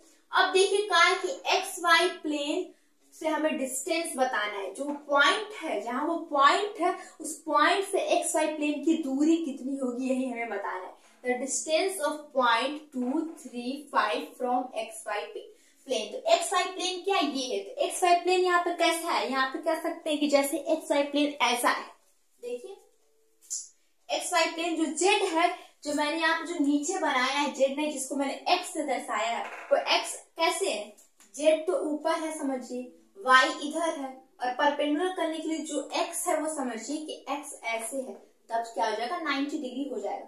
क्योंकि ये और ये क्या है, वाई है, तो एक्स और वाई एक प्रकार का कह सकते हैं कि ऐसे एक प्लेन बन जाएगा, और जो ये वाली चीज हो जाएगी ये हो जाएगी आपकी एक्स, और जो ये वाली चीज है वो क्या है, वाई। तो समय टेढ़ा बना दी, अगर आप सीधा में बना के देखेंगे इसको तो ऐसे कर सकते हैं, सीधा एक ऐसे बनाइए सीधा, ठीक है। इसको लिखिए जेड, इसको लिखिए वाई और इसको लिखिए एक्स, ठीक है। और पॉइंट क्या है, पॉइंट आपका दिया 2, 3, 5। अब आपका कहा है कि एक्स वाई प्लेन से हमें डिस्टेंस बताना है, ठीक है। तो आपको ये तो बताने की जरूरत नहीं कि 2 क्या है, 3 क्या है, 5 क्या है। 2 क्या है, इस ओरिजिन से एक्स एक्सिस की दूरी है, ठीक है। और कह सकते हैं कि 3 क्या है, इस ओरिजिन से वाई डिस्टेंस की दूरी है, और जेड क्या है, इस ओरिजिन से जेड की डिस्टेंस की दूरी। यहाँ पे पूछा है कि एक्स वाई प्लेन का जो डिस्टेंस है वो उस पॉइंट से कितना दूरी पे। तो एक्स वाई प्लेन कहाँ पे, एक्स वाई प्लेन यहाँ पे, और इस एक्स वाई प्लेन में जो ये वाला चीज है वो क्या है, एक्स है। जो मैं नीचे बनाया वो नीचे नहीं, आप समझिए कि बाहर निकला वो चीज। ये चीज क्या है, कह सकते हैं कि एक्स है, और ये चीज क्या है, मान लीजिए ये एक्स है और ये वाई है, ठीक है। ये एक्स है और ये वाई है, और क्या है ऊपर क्या है, समझिए कि जेड है, ठीक है। अब बताइए आप हमें कि जो क्या बोलते हैं एक्स वाई जेड और जेड है, और जो जेड है समझिए कि इसके ऊपर ऐसे जेड है, ठीक है। तीनों क्या है, एक दूसरे के परपेंडिकुलर है। अब आप बताइए ये एक्स वाई प्लेन है, एक्स वाई प्लेन यानी कि वाई इधर है और एक्स इधर है, और ये क्या है, जेड है, और जेड यहाँ पे कितना दिया, जेड की दूरी दी हुई 5 दी हुई है। तो अब बताइए पॉइंट मान लीजिए कि यहाँ पे पॉइंट है, तो पॉइंट मान लीजिए यहाँ पे है, यहाँ पे समझिए यही पॉइंट है, तो इस पॉइंट से इस प्लेन पे दूरी कितनी हो जाएगी, आप समझ सकते हैं। जेड की ऊंचाई होगी वही होगी, जेड की ऊंचाई यहाँ पे क्या है, 5 है, तो इस वजह से हम कह सकते हैं कि जो डिस्टेंस है वो एक्स वाई प्लेन से कितने है, वो क्या है, 5 है। जो जेड की दूरी होगी उससे हम क्या कहेंगे यही है उस एक्स वाई प्लेन की दूरी। आपको आई थिंक समझ में आ गया होगा, ठीक है। तो चलिए नेक्स्ट क्वेश्चन पे चलते हैं। तो वेरी शॉर्ट टाइप क्वेश्चन। अब थोड़े से क्या कहते हैं हम वेरी शॉर्ट टाइप क्वेश्चन थे। हम लोग शॉर्ट टाइप ऑफ क्वेश्चन देखते हैं कि क्या क्या होते हैं। अब चलते हैं हम लोग शॉर्ट टाइप क्वेश्चन, यानी कि थोड़े से लॉन्ग हल्के से वेरी शॉर्ट टाइप क्वेश्चन अब पढ़े थे, अब हम लोग पढ़ेंगे शॉर्ट टाइप क्वेश्चन। तो उसमें क्या है, देखिए कन्वर्ट द पॉइंट -263, तो -263 लिखा है, यानी कि यहाँ पे आप क्या समझ सकते हैं कि ये कार्टेशियन कोऑर्डिनेट सिस्टम का कोऑर्डिनेट दिया हुआ है। तो convert the point 263 into cylindrical coordinate system, coordinate, बस कोऑर्डिनेट। तो आप क्या जानते हैं, कोऑर्डिनेट सिस्टम यहाँ पे जो दिया हुआ है ये किसका है, ये कार्टेशियन कोऑर्डिनेट सिस्टम है, क्योंकि यहाँ पे एंगल उंगल दिया नहीं है, ना स्फेरिकल हो सकता है और ना ही क्या हो सकता है, सिलिंड्रिकल हो सकता है। ये क्या हो सकता है, ये कार्टेशियन कोऑर्डिनेट सिस्टम है। अब आपको कहा है कार्टेशियन कोऑर्डिनेट सिस्टम को आप सिस्टम नहीं, सॉरी देखिए बार बार मैं सिस्टम बोल रही हूँ, सिस्टम में सिर्फ ओनली कोऑर्डिनेट है। ये कार्टेशियन कोऑर्डिनेट सिस्टम का कोऑर्डिनेट है, इसको चेंज करना है सिलिंड्रिकल कोऑर्डिनेट सिस्टम के कोऑर्डिनेट में, ठीक है। तो पहले हम लोग लिखेंगे, ऐसे लिखेंगे, ऐसे लिखते हैं, सॉल्यूशन करते हैं और लिखते हैं कि वी नो दैट, आप क्या जानते हैं, वी नो दैट, हम जानते हैं। पहले बताइए सिलिंड्रिकल कोऑर्डिनेट सिस्टम के जो कोऑर्डिनेट होते हैं वो क्या होते हैं, वो होते हैं सिलिंड्रिकल क्या होते हैं, एस, फाई एंड जेड होते हैं। हमने हर जगह एस क्या कहते हैं अपने वीडियो में, यानी जो पढ़ाया उसमें एस दिखाया, इसे यहाँ पे एस लिखते हैं, पर यहाँ पे कहीं रो भी दिया था, कहीं आर भी दिया होता है। तो we know that cylindrical coordinate में क्या होता है, एस, फाई, जेड। तो अब हम ये भी जानते हैं कि सिलिंड्रिकल और कार्टेशियन में अभी मैंने आपको रिलेशन बताया था, ठीक है, तो उससे भी आप निकाल सकते हैं, या फिर आप इससे भी निकाल सकते हैं। एक होता है जैसे कि एस इज इक्वल टू होता है x square plus y square, ठीक है, ये होता है, इस तरीके से आप एस निकाल लेंगे। और फाई के लिए क्या होता है, फाई के लिए होता है tan inverse x, sorry y by x. ये फॉर्मूला सब आप कहें कहां से आया, तो ये फॉर्मूला आपको याद करना पड़ेगा, और ये फॉर्मूला सब कुछ हमने डिराइव किया। आप जाके कह सकते हैं कोऑर्डिनेट सिस्टम के प्लेलिस्ट को चेक कर सकते हैं। z इज इक्वल टू, इसमें क्या होता है, z ही होता है, ठीक है। तो अब क्या कहते हैं, इसको नॉर्मली कैसे निकाल सकते हैं, हमें क्या चाहिए, हमें सिलिंड्रिकल कोऑर्डिनेट सिस्टम में चेंज करना है। तो हमें क्या दिया हुआ, कोऑर्डिनेट जो दिया हुआ, इसको कार्टेशियन है तो x, इसको y और इसको z मान सकते हैं। तो इसको s निकालने के लिए क्या करेंगे हम लोग, रूट में लिखेंगे -2 का स्क्वायर प्लस 6 का स्क्वायर लिख सकते हैं, ठीक है, x square plus y square. तो क्या हो जाएगा, ये आपका हो जाएगा 4, ये हो जाएगा प्लस 36, यानी कि हो जाएगा रूट में 40, ठीक है। और रूट में 40 आप ऐसे एग्जाम में छोड़ सकते हैं, बट हमें यहाँ पे रूट 40 का जो निकालेंगे तो हमें मतलब निकल जाएगा 6.3 समथिंग कुछ आएगा, ठीक है। तो आप यहाँ तक भी छोड़ सकते हैं, क्योंकि रूट 40 का आप निकालने चलेंगे तो क्या कह सकते हैं, पॉइंट में क्या निकालेंगे आप लोग, यहाँ भी आप आंसर छोड़ सकते हैं, बट हमें मालूम है कि रूट 40 का क्या होता है, 6.3, मैंने यहाँ पे लिख दिया। अब चलते हैं, हमें फाई निकालना है, तो फाई कैसे निकलेंगे, हम निकालेंगे tan इनवर्स, और y क्या है, y इज इक्वल टू 6 है, और x is equal to minus क्या है, 2 है, ठीक है। तो इसको अगर हम कट करते हैं तो कितना आएगा, 3 आ जाएगा, यानी हो जाएगा tan इनवर्स 3। अब ये क्या है, ये सब जो रिलेशन है, ये सब हमने क्या किया, पढ़ाया है, ठीक है, माइनस रहेगा यहाँ पे। ये सब जो ये एस, फाई, जेड और ये कार्टेशियन कोऑर्डिनेट सिस्टम के सब है, एक्स, वाई, जेड, ये सब में रिलेशन क्या हुआ, सब निकलवाया हुआ है। तो आपको क्या करना है, कन्वर्ट करना पड़ेगा कार्टेशियन कोऑर्डिनेट सिस्टम के कोऑर्डिनेट को, जब आपको सिलिंड्रिकल कोऑर्डिनेट सिस्टम कोऑर्डिनेट में चेंज करना पड़ेगा, तो आपको यही चीज लगाना है। और z इज इक्वल टू क्या होता है, z ही होता है, तो z क्या, 3 हो गया, आपका 3 निकल गया। और इसका भी हम लोग यहाँ पे tan इनवर्स -3 का आपको नहीं पता हो तो आप एग्जाम में ऐसे लेके छोड़ सकते हैं, बट हमें पता है 71 पॉइंट समथिंग कुछ होता है, ठीक है, 5 होता है, ठीक है, समथिंग कुछ होता है, बट आप यहाँ तक भी एग्जाम में छोड़ सकते हैं। और z is equal to z, तो z क्या है, यहाँ पे 3 है, तो यानी कि आपका जो s, फाई और z जो कि एक सिलिंड्रिकल कोऑर्डिनेट सिस्टम के कोऑर्डिनेट को दर्शाता है, वो क्या निकला, s क्या निकला आपका 6.3 निकला, और जो है फाई क्या निकला 0.5 निकला, और z क्या निकला 3 निकला, ठीक है। तो हमने यहाँ पे क्या किया, हमने यहाँ पे जो कार्टेशियन कोऑर्डिनेट सिस्टम होते हैं उसके कोऑर्डिनेट को चेंज कर दिया सिलिंड्रिकल कोऑर्डिनेट में, ठीक है, तो यही होता है। अब इसी में स्फेरिकल भी अब एक स्फेरिकल का भी देख लेते हैं, तो चलिए नेक्स्ट क्वेश्चन पे चलते हैं। तो ठीक है, जस्ट क्वेश्चन नंबर 10 देखिए, जस्ट हमने क्या निकाला, convert the point 3, 4, 5 from cartesian to spherical coordinate में हमें चेंज करना है। यानी कि पिछले इसके जस्ट पीछे हमने क्या पढ़ा कि कार्टेशियन कोऑर्डिनेट दिया हुआ था उसको हमें सिलिंड्रिकल कोऑर्डिनेट में चेंज करना था, और यहाँ पे क्या दिया, यहाँ पे कार्टेशियन कोऑर्डिनेट्स दिया है उसको हमको स्फेरिकल कोऑर्डिनेट में चेंज करना है। तो हम फिर यहाँ पे लिखेंगे सोल्यूशन, हम लिखेंगे और क्या लिखेंगे, हम लिखेंगे कि we know that the spherical, इस बार क्या करना है, स्फेरिकल करना है ना, द स्फेरिकल कोऑर्डिनेट आर क्या होते हैं, आप बताइए क्या होते हैं, यहाँ पे होते हैं आर, थीटा एंड फाई होते हैं। यानी कि आपका यहाँ पे एक्स वाई जेड दिया हुआ है, यानी कार्टेशियन कोऑर्डिनेट सिस्टम का कोऑर्डिनेट दिया हुआ है और हमें उसे ही चेंज करना है किसमें, आर थीटा फाई में। तो इसका रिलेशन क्या होता है, एक रिलेशन होता है आर इज इक्वल टू, निकालने की रिलेशन होता है कि x square plus y square plus z square. पहले हम फॉर्मूला रख लेते हैं, और थीटा निकालने का फॉर्मूला क्या होता है, थीटा निकालने का फॉर्मूला होता है x square plus y square और अपान क्या होता है, जेड होता है, ठीक है। और यहाँ पे tan इनवर्स आगे होता है, ठीक है। और फाई निकालने का फॉर्मूला क्या होता है, फाई निकालने का जो फॉर्मूला होता है वो tan इनवर्स होता है, tan inverse y by x होता है। तो इसी फॉर्मूला में रख देंगे, हम लोग को r थीटा फाई मिल जाएगा। अब आप कहेंगे एक्स वाई जेड कहाँ से आएगा, तो एक्स वाई जेड क्वेश्चन में दिया हुआ है, तो इसमें रखते हैं, पुट करते हैं हम लोग, इधर से लिखते हैं एक्स की वैल्यू क्या दी हुई, 3 का स्क्वायर प्लस वाई की वैल्यू क्या दी हुई, 4 का स्क्वायर प्लस लिखा है 5 का स्क्वायर। तो ये हो जाएगा, आप इसको सॉल्व करेंगे तो क्या हो जाएगा, ये हो जाएगा 9, ये हो जाएगा 16, ये हो जाएगा 25, यानी कि सारा मिला के हो जाएगा 50।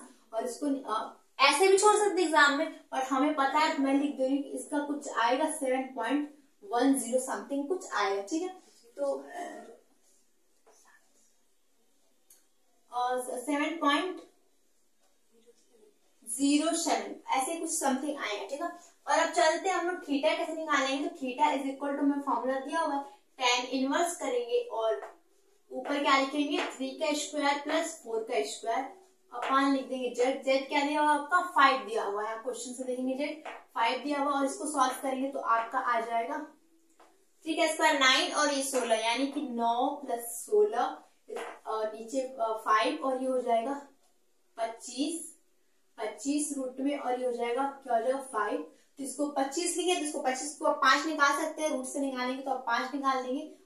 और देखिए आगे tan इनवर्स हमने लिखा है, ठीक है। तो नीचे आपका हो जाएगा tan इनवर्स, ठीक है। आपको दिख नहीं रहा होगा तो मैं क्या करती हूँ, इसको थोड़ा सा ऊपर लिख देती हूँ, ठीक है। यहाँ मैं आगे करती हूँ, क्वेश्चन को मिटाइए, यहाँ पे tan इनवर्स, क्योंकि मैंने यहाँ फॉर्मूला लिख दिया इसलिए मैं नहीं चाहिए, नीचे सॉल्व कर लेते, इसको ऊपर कर लेंगे, ठीक है। तो इसको सॉल्व करेंगे तो आपको मिलेगा 25 और नीचे मिलेगा 5, जिसको आप निकाल के लिख सकते हैं tan इनवर्स, हर जगह tan इनवर्स लगेगा, ठीक है। मैंने छोड़ दिया, फिर आप लगेगा तो 5/5 हो जाएगा, ठीक है 1 एंड tan इनवर्स 1, ठीक है। tan इनवर्स 1 और tan इनवर्स 1 किसकी वैल्यू, उसकी जो डिग्री में वैल्यू निकलती है वो क्या आती है, वो सबको पता है कि 45 डिग्री होती है, ठीक है। तो आपने क्या निकाला, अब ये हमने थीटा निकाला, थीटा कितना निकल गया आपका 45 डिग्री निकल गया। अब निकालेंगे फाई, और फाई का फॉर्मूला क्या है, फाई का जो फॉर्मूला है वो है tan inverse y by x, ठीक है। और y क्या है, y यहाँ पे क्या है, y आपका ये 4 है, 4 देखिए मैं tan भूल जा रही हूँ पर tan इनवर्स हमेशा रहेगा। tan इनवर्स y क्या है 4 और x क्या है 3, इतना हो जाएगा। तो इसकी वैल्यू क्या आ जाएगी, देखिए इसकी वैल्यू आप यहीं पे छोड़ सकते हैं, बिकॉज इसकी वैल्यू निकालना थोड़ा इम्पॉसिबल है। जैसे कि 1 रहता तो आपको याद रहता है 45 डिग्री होता है, पर हमें पता है इसकी वैल्यू थोड़ी 53 डिग्री होती है। मैं यहाँ लिख दे रही हूँ, पर क्वेश्चन यहाँ तक भी छोड़ देंगे तो आपको फुल मार्क्स मिलेगा, आपको बिल्कुल टेंशन लेने की जरूरत नहीं। यानी कि आप कह सकते हैं कि आर थीटा एंड फाई की वैल्यू हमने क्या निकाला, हमने निकाला है आर की वैल्यू निकाला था समथिंग, अब ये कहें कि आर ठीक है आर ये, ठीक है। और थीटा क्या निकाला, थीटा हमने नीचे निकाला था 45 डिग्री, और जो है ये क्या निकाला है, फाई निकाला है 53 डिग्री। ये आपका क्या निकल के आ गया, ये आपका निकल के आ गया स्फेरिकल कोऑर्डिनेट, और हमने किसमें कार्टेशियन कोऑर्डिनेट था, कार्टेशियन कोऑर्डिनेट को हमने सिलिंड्रिकल कोऑर्डिनेट में चेंज करके ला दिया है, तो आपका जो आंसर होगा यही आपका आंसर हो जाएगा। चलिए नेक्स्ट क्वेश्चन पे चलते हैं। चलिए क्वेश्चन नंबर देखते हैं 11। क्या है, find the location of the point 1 1 1 in the cylindrical and spherical coordinate system. ठीक है, तो यहाँ पे जो 1 1 1 दिया हुआ है वो क्या है, कार्टेशियन कोऑर्डिनेट सिस्टम के कोऑर्डिनेट दिए हैं। वो कह रहे कि इसी जो मतलब किसी चीज का पॉइंट दिया हुआ है, कोई स्पेस में कोई चीज होगी, उसी का पॉइंट यहाँ पे कार्टेशियन में दिया है। अब कहा है कि उसको क्या करें, फाइंड करिए सिलिंड्रिकल और स्फेरिकल कोऑर्डिनेट सिस्टम में कि वो पॉइंट कहाँ है। ठीक है, यानी एक बार आप सिलिंड्रिकल के द्वारा उस पॉइंट को खोजिए और एक बार आप स्फेरिकल कोऑर्डिनेट के द्वारा उस पॉइंट को क्या करिए, फाइंड करिए कि पॉइंट कहाँ है। यानी मिला जुला के यहाँ पे यही कहा हुआ है कि कार्टेशियन कोऑर्डिनेट सिस्टम 1 1 1 दे दिया है और कहा है कि आपको स्फेरिकल कोऑर्डिनेट सिस्टम और सिलिंड्रिकल कोऑर्डिनेट सिस्टम के कोऑर्डिनेट्स में चेंज करना है, वही चीज करना है। पर यहाँ पे थोड़ा सा क्या हुआ, घुमा के क्वेश्चन दिया हुआ जिससे आपको थोड़ा सा कंफ्यूजन क्रिएट होगा। इसमें कुछ नहीं करना है, इसमें आपको क्या करना है, कार्टेशियन कोऑर्डिनेट सिस्टम दे दिया, आपको सिलिंड्रिकल कोऑर्डिनेट सिस्टम और स्फेरिकल कोऑर्डिनेट सिस्टम के कोऑर्डिनेट में चेंज करना है। सेम वही वर्क करना है जो मैंने पीछे किया। क्या करना है, सोल्यूशन करते हैं। ठीक है, सोल्यूशन करेंगे तो पहले हम लोग किसमें चलेंगे, पहले सिलिंड्रिकल वाला देखेंगे। सिलिंड्रिकल हम जानते हैं कि वी नो, लिख लेते हैं इसमें भी, we know that in cylindrical coordinate, ठीक है, कोऑर्डिनेट सिस्टम, the coordinate क्या होता है, कोऑर्डिनेट आर क्या किससे हम दर्शाते हैं सिलिंड्रिकल कोऑर्डिनेट सिस्टम में कोऑर्डिनेट को, आर, या फिर मैंने आपको हमेशा एस पढ़ाया, इसमें एस लूंगी, एस फाई एंड जेड। ठीक है, तो आपका कार्टेशियन दे दिया और आपका सिलिंड्रिकल ने पूछा है, तो सेम वही प्रोसेस करेंगे। एस इज इक्वल टू क्या होता है, पहले होता है x square plus y square, बस यही होता है। तो इसका क्या हो जाएगा 1 स्क्वायर प्लस 1 स्क्वायर, यहाँ पे एक्स वाई जेड हमने लिख दिया, तो क्या आ जाएगा, रूट में 2 आ जाएगा। ठीक है, अब फाई निकालना है आपको, तो फाई निकालने का फॉर्मूला हमने क्या बताया है, हमने फाई निकालने का फॉर्मूला बताया tan inverse y by x. ठीक है, y बाई एक्स, तो क्या हो जाएगा tan इनवर्स 1 बाई 1, तो ये क्या हो जाएगा tan इनवर्स हो जाएगा tan इनवर्स 1, और tan इनवर्स 1 की वैल्यू क्या होती है, 45 डिग्री होती है। ठीक है, ये चीज आपको समझ में आएगी। मैंने क्या किया, इसमें जो कार्टेशियन कोऑर्डिनेट सिस्टम है उसके कोऑर्डिनेट को मैं चेंज कर रही हूँ सिलिंड्रिकल कोऑर्डिनेट सिस्टम के कोऑर्डिनेट में। ठीक है, तो और z क्या होता है, हमें पता है कि z is equal to z ही होता है, तो z हम इसमें देखेंगे क्या है, 1 है, तो यहाँ पे क्या लिख देंगे, हम 1 लिख देंगे।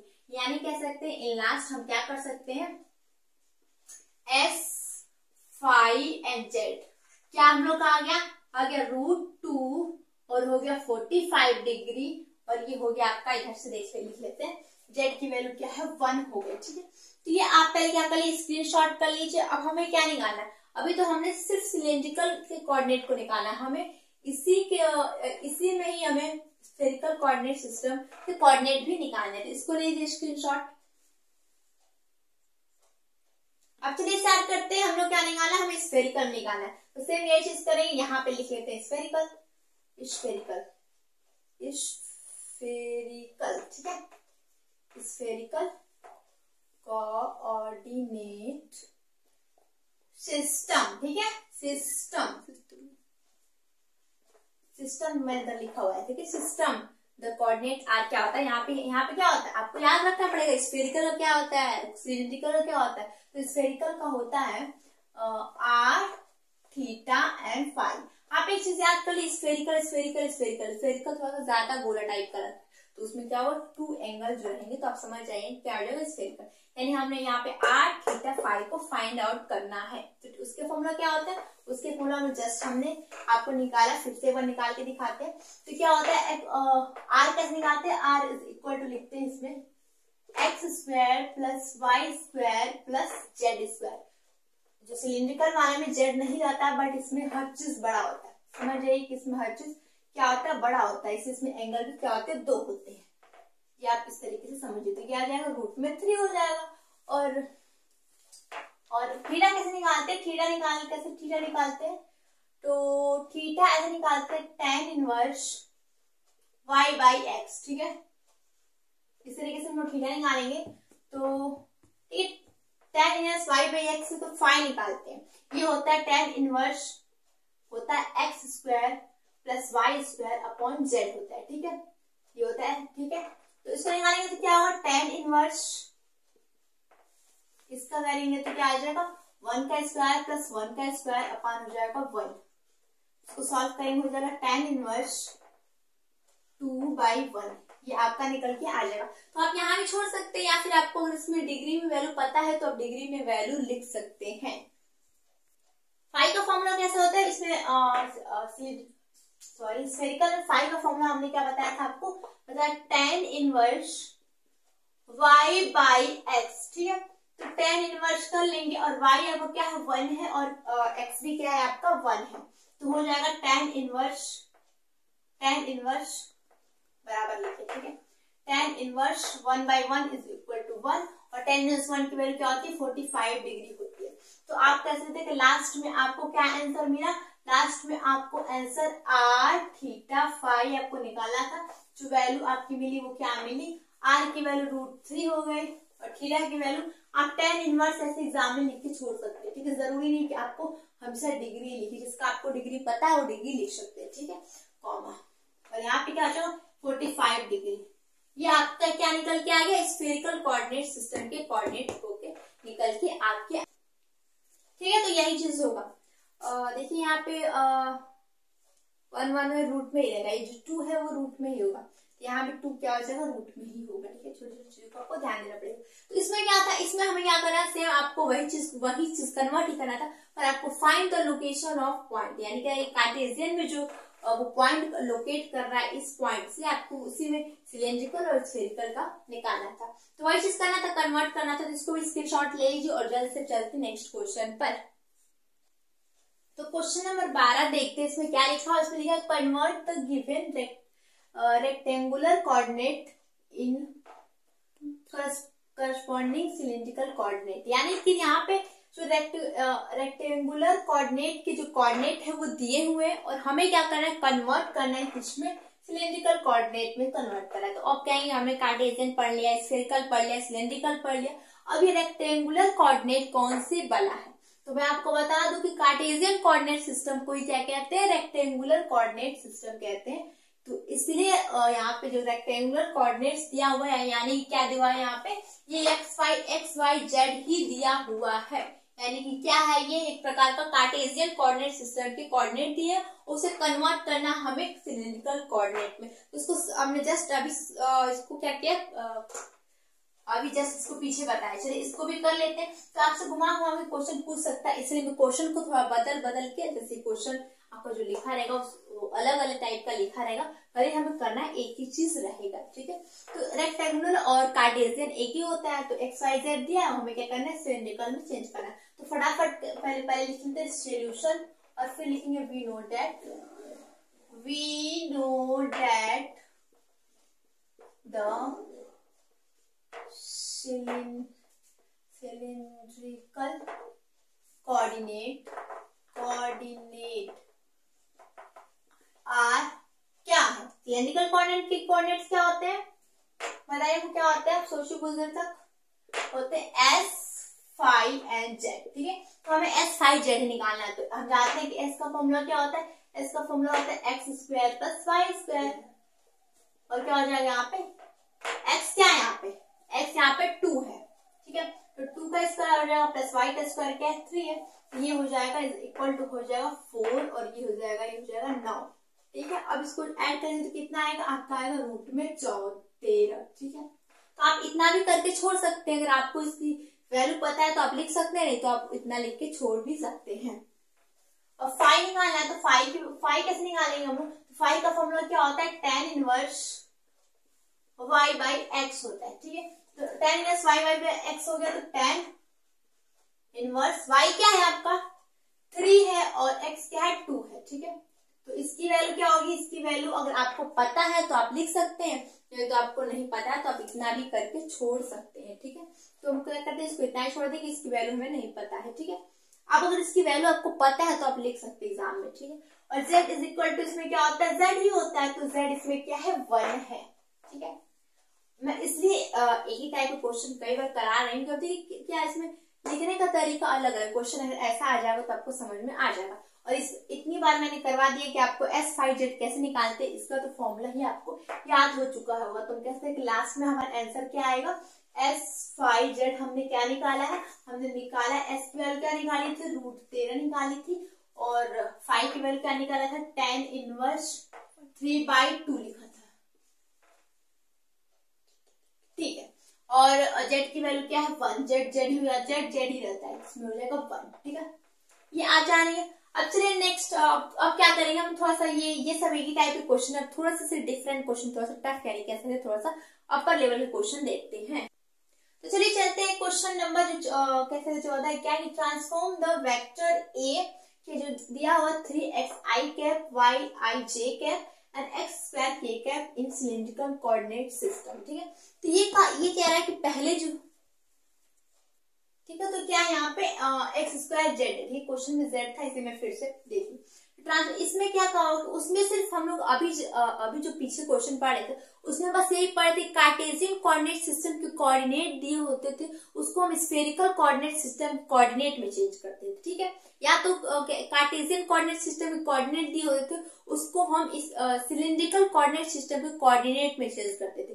पर यहाँ पे क्या हुआ, यहाँ पे कहा है कि आपका दिया हो ट्रांसफॉर्म द वेक्टर, यानी कि वेक्टर दिया हो और i j और k, बताइए i j k कैप किसमें लिखते हैं हम लोग, i j k कैप हमेशा कार्टेशियन में ही लिखते हैं, ठीक है, कार्टेशियन में लिखते हैं i j k कैप, ठीक है।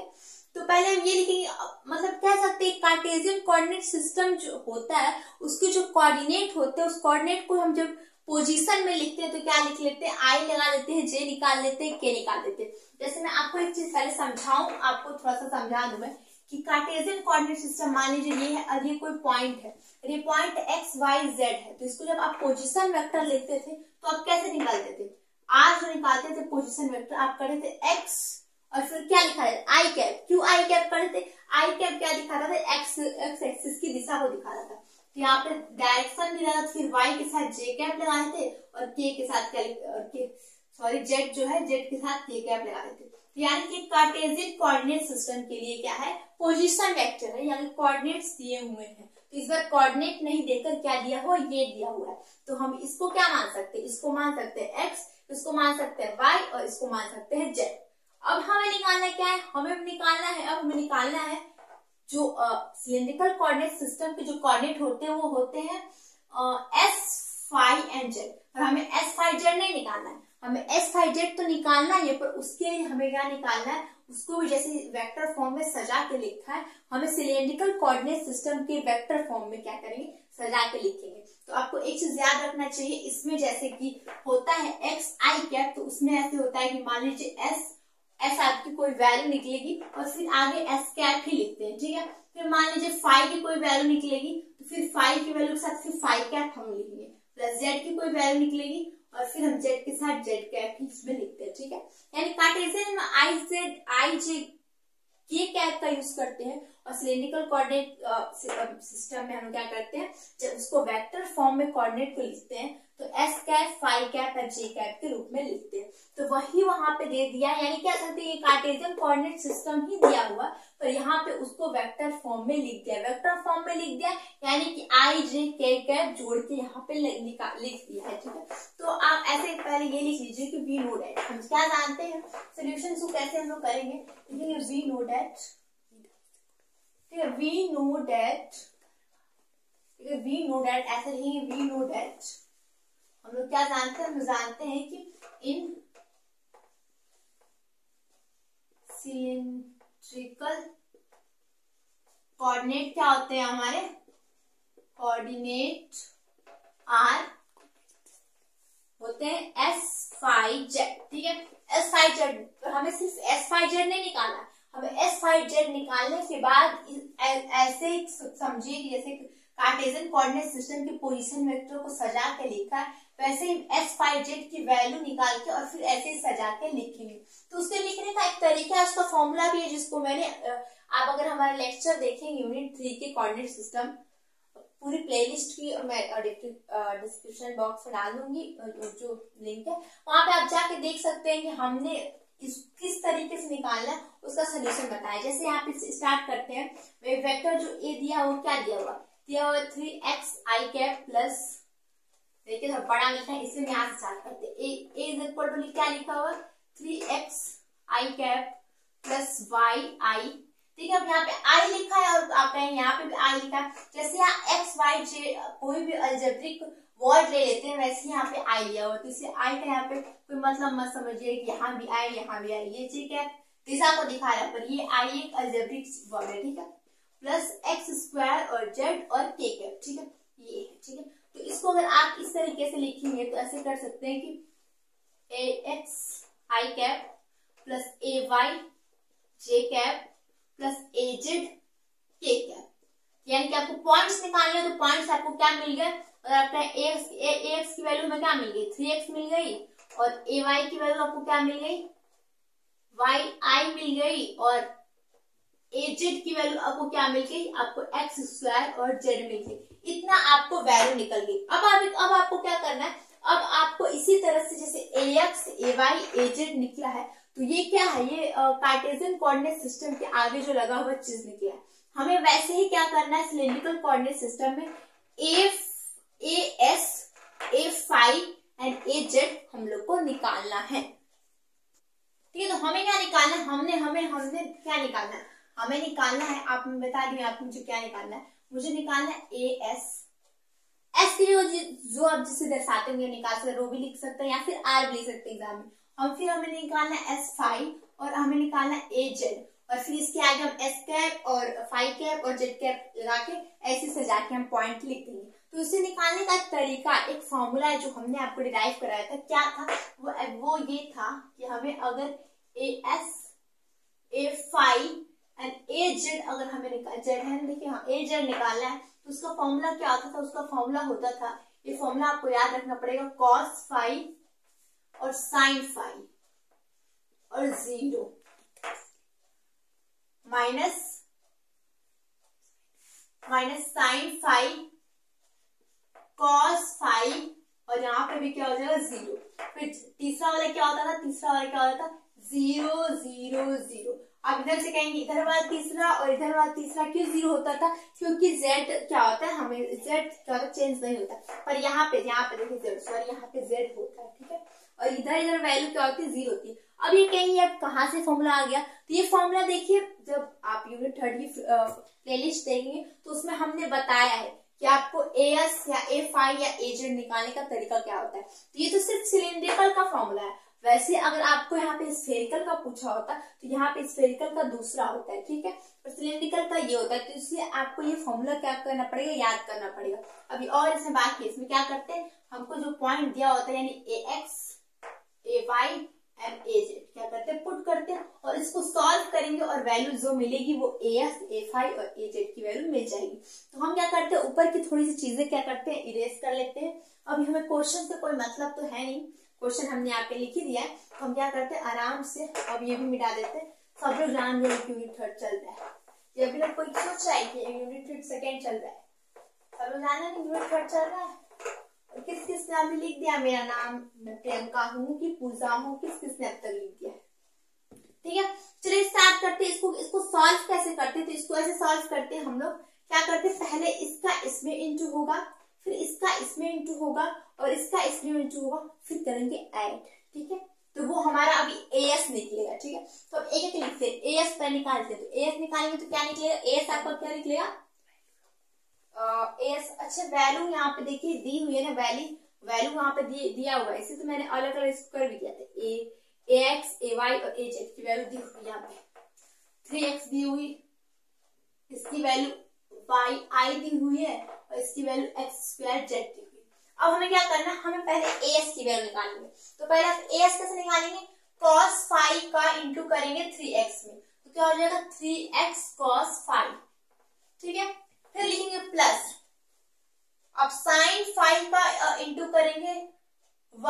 आई है, ठीक है। तो लिखेंगे आप वाई आई और लिखेंगे कॉस नहीं साइन फाई इस बार, ठीक है, साइन फाई। इसको कैसे करते हैं देखिए, इसमें इसका इंटू करते हैं, इसमें इसका इंटू, इसमें इसका इंटू, इसमें इसका इंटू, और फिर क्या करते हैं ऐड कर लेते हैं चीजों को, ठीक है। तो प्लस में लिखूंगी और देखिए cos फाई का हमने 3x में इंटू करके लिख दिया, साइन फाई का हमने वाई आई में इंटू करके लिख दिया, और 0 का हमने z में इंटू किया, तो क्या आया 0 आया।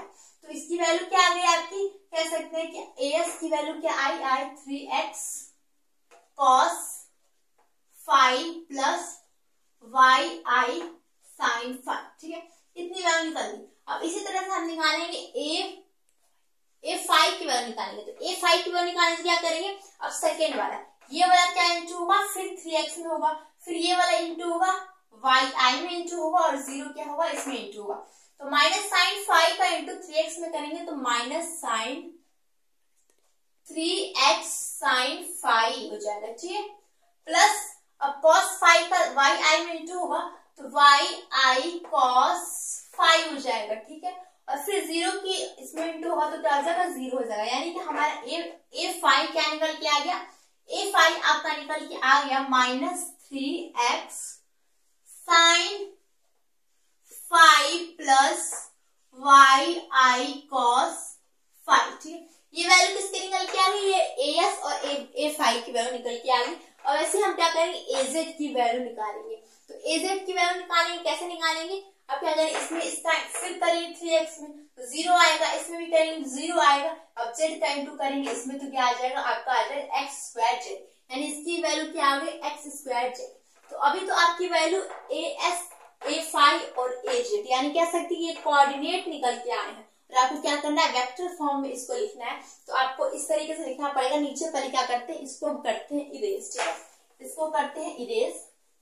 नहीं, कोऑर्डिनेट में दिया रहेगा तो आपको कोऑर्डिनेट में चेंज करके देना है, पर आपको क्या दे रहा है कि हम जो दे रहे हैं आपको कार्टेशियन कोऑर्डिनेट वो वेक्टर फॉर्म में दे रहे हैं, तो आप भी हमें जो सिलेंड्रिकल निकाल के दिखाइए वेक्टर फॉर्म में निकालिए। तो हम तो है नहीं कि नहीं निकालेंगे। तो ऐसे इसको कह सकते हैं कि पूरा जो वेक्टर अगर हम मान लें सिलेंड्रिकल के लिए सी आई लिख देते हैं कि सिलेंड्रिकल के लिए हम वेक्टर फॉर्म से निकालेंगे, तो हम ऐसे निकालेंगे लिखेंगे ए एस और फिर क्या लिखते हैं, एस कैप लिखते हैं, ठीक है, प्लस ए वाई फाई कैप लिखते हैं, प्लस ए जेड और क्या लिखते हैं, के कैप नहीं लिखते, सॉरी, एस फाई और जेड होता है तो जेड कैप लिखते हैं। इस तरीके से आपको वेक्टर फॉर्म में लिख लेंगे। पहले आप निकाल लेते हैं, ठीक है, एस कैप फाई कैप और जे कैप, और ये क्या सिलेंड्रिकल के लिए हमने निकाल दिया। अब इसमें हमें वैल्यू जो हमने कोऑर्डिनेट यहाँ पे निकाल दिया उसमें ही हम एस कैप फाई कैप और जेड कैप लिख देंगे।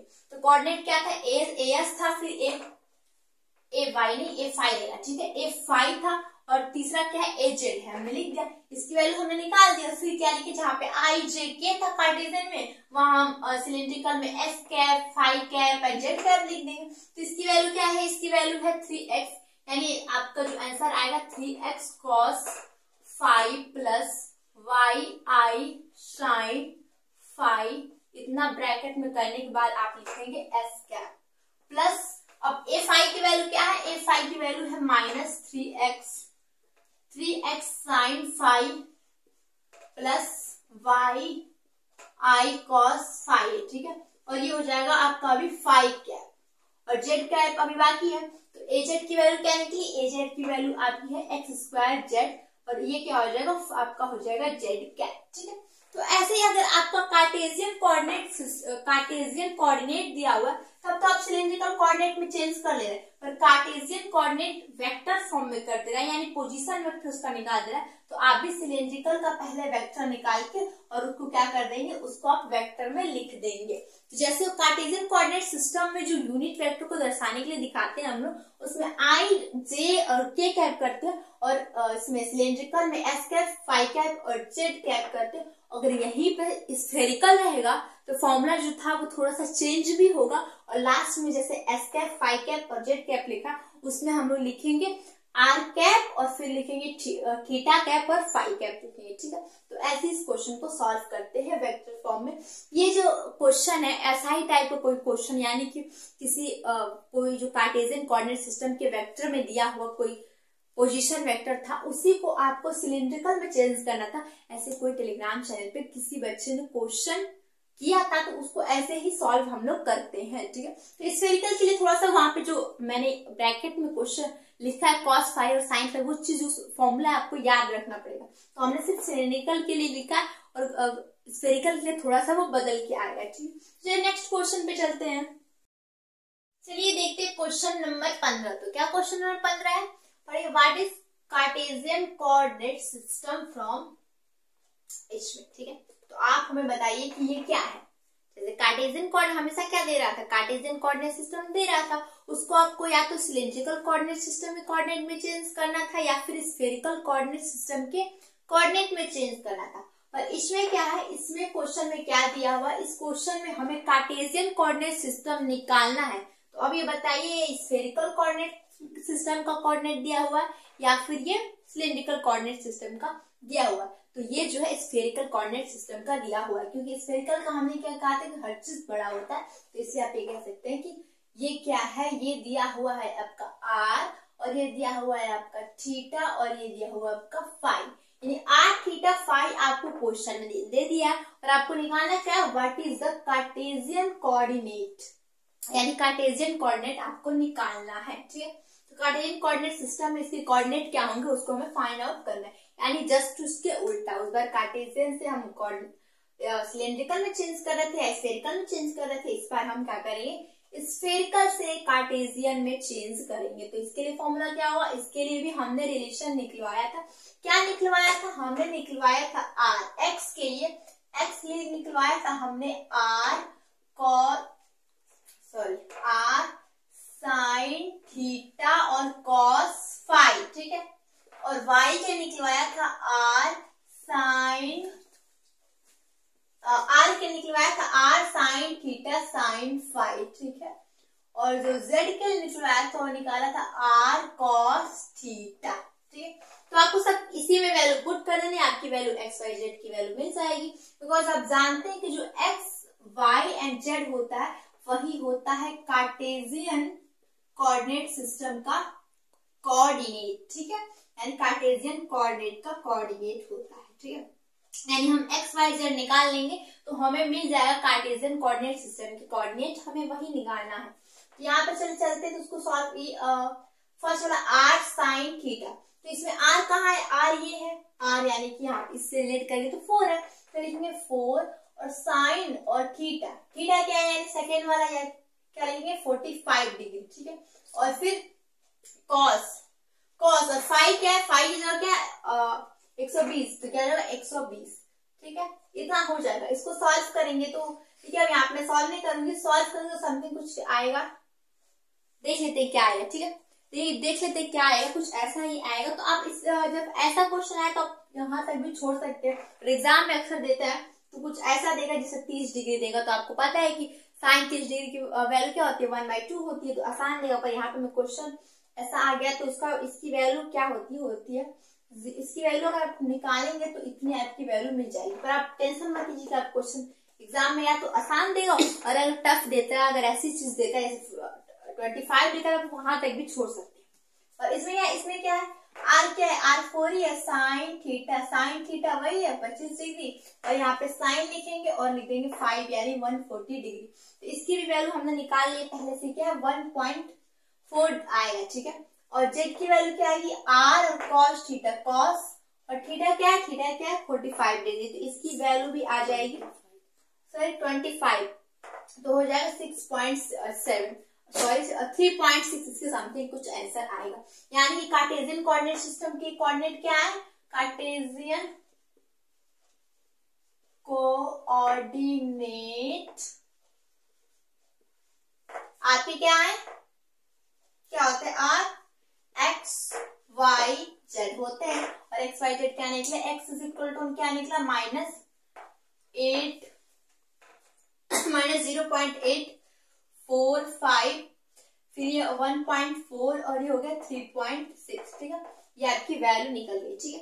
तो अगर आपको यहाँ पे कार्टेशियन से इसमें किसमें चेंज करने को कहा था, बोला था आपका ये क्या है, स्फेरिकल है, और ये सिलिंड्रिकल रहता तो क्या होता है, सिलिंड्रिकल में क्या होता है, सिलिंड्रिकल में होता है एस, फाई और जेड होता है। तो जेड कोई समथिंग, कोई संख्या हो जाएगी, कोई यहाँ पे संख्या हो जाती है, तो उसका भी रिलेशन कुछ होता है, तो उसपे उस करके देख लेते हैं। फिर एक काम करते, क्वेश्चन हम लोग ले ही लेते हैं इसके भी रिलेशन पर। तो क्या करते, देखिए इस क्वेश्चन में दिया होता है कार्टेशियन कोऑर्डिनेट सिस्टम हमें निकालना था, और यहाँ पे क्या दिया हुआ था, यहाँ पे दिया हुआ था 120 अंश, यानी कि दिया हुआ था ये स्फेरिकल कोऑर्डिनेट सिस्टम। तो ये तो हम जान गए कि स्फेरिकल कोऑर्डिनेट सिस्टम के कोऑर्डिनेट को हम कार्टेशियन कोऑर्डिनेट सिस्टम के कोऑर्डिनेट में कैसे चेंज करते हैं। बट वहीं पे अगर आपका यहाँ पे दिया हो कह सकते हैं कि ये सिलिंड्रिकल दिया हुआ है, ये स्फेरिकल दिया, सॉरी स्फेरिकल दिया, सिलिंड्रिकल क्या होता है, सिलिंड्रिकल का क्या होता है, आप पहले ये देखिए सिलिंड्रिकल का, हम यहीं पे सिलिंड्रिकल का भी इसी क्वेश्चन में कर लेते हैं। तो सिलिंड्रिकल का क्या होता है, अगर इसे कोऑर्डिनेट्स देखें तो होता है एस, फाई एंड जेड। तो इसका जो क्वेश्चन में दिया रहेगा, फाई यानी एंगल एक ही रहेगा, ओनली बीच वाला एंगल होता है, ठीक है। तो इसको हम कुछ ऐसा मान लेते हैं, एंगल मान लीजिए हम 30 कर लेते हैं, 30 डिग्री कर लेते हैं, और जेड को मान लीजिए हम कर लेते हैं, आप कुछ भी कर लीजिए, जेड इज इक्वल टू 1 कर लीजिए, ठीक है, क्वेश्चन आसान करके। अब आपको क्या करना है, अब आपको जो क्वेश्चन देख के आपको यहाँ पे बताया नहीं है कि जो ये है ये स्फेरिकल है कि सिलिंड्रिकल है या फिर क्या है, आपको खुद ही सोच के करना है। तो आप खुद ही बताइए, जब एक एंगल दिया हुआ है तो पक्का ये वाला होगा, और ये किसका होता है, ये सिलिंड्रिकल कोऑर्डिनेट सिस्टम के कोऑर्डिनेट होते हैं। यानी कह सकते हैं कि आप क्वेश्चन देख के आपको समझ में आ जाना चाहिए कि सिलिंड्रिकल कोऑर्डिनेट सिस्टम के कोऑर्डिनेट है या स्फेरिकल कोऑर्डिनेट सिस्टम के क्या है, कोऑर्डिनेट है। तो मैं स्फेरिकल का कई बार बता चुकी हूँ कि स्फेरिकल कोऑर्डिनेट सिस्टम के कोऑर्डिनेट में जो जो एंगल होता है वो 2 होता है, एक फाई होता है, एक थीटा होता है। पर अगर एक एंगल दिया हुआ तुरंत आपके दिमाग में आना चाहिए कि ये सिलिंड्रिकल कोऑर्डिनेट सिस्टम है। तो सेम चलिए इसी क्वेश्चन को फिर से सॉल्व करते हैं, देखते हैं हम लोग। सिलिंड्रिकल कोऑर्डिनेट सिस्टम यहाँ पे दिया हुआ है, अपने आप समझ जाएंगे कि अगर ऐसा दिया हुआ है तो इसको एस कह सकते हैं, इसको फाई कह सकते हैं, इसको जेड कह सकते हैं। यानी कहने का मतलब यहाँ पे सिलिंड्रिकल कोऑर्डिनेट सिस्टम के कोऑर्डिनेट दिया हुआ है, और लिखा है what is Cartesian coordinate system, यानी कार्टेशियन कोऑर्डिनेट सिस्टम हमें निकालना है। तो इसका फॉर्मूला क्या होता है, इसका फॉर्मूला होता है आपका, जैसा कि आप जानते हैं कार्टेशियन कोऑर्डिनेट सिस्टम के हम लोग कोऑर्डिनेट को किस तरह दर्शाते थे, हमें दर्शाते थे एक्स, वाई एंड जेड। तो एक्स वाई इस तरह कैसे निकालेंगे, एक्स इज इक्वल टू क्या करते हैं हम लोग, एक्स इज इक्वल टू हम लोग करते हैं आर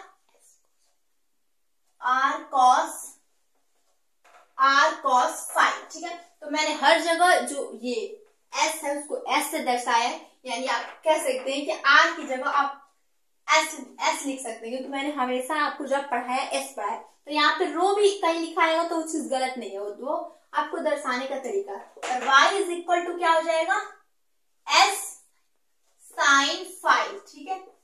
और z इज इक्वल टू क्या हो जाएगा, z का z ही रह जाता है, ठीक है। तो क्या सिलिंड्रिकल थोड़ा सा आसान पड़ता है आपको।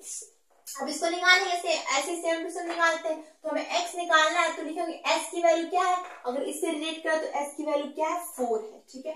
और फिर हो जाएगा cos 30 डिग्री हो जाएगा आपका, ठीक है। cos 30 डिग्री, फाई की वैल्यू क्या है, 30 डिग्री यहाँ पे।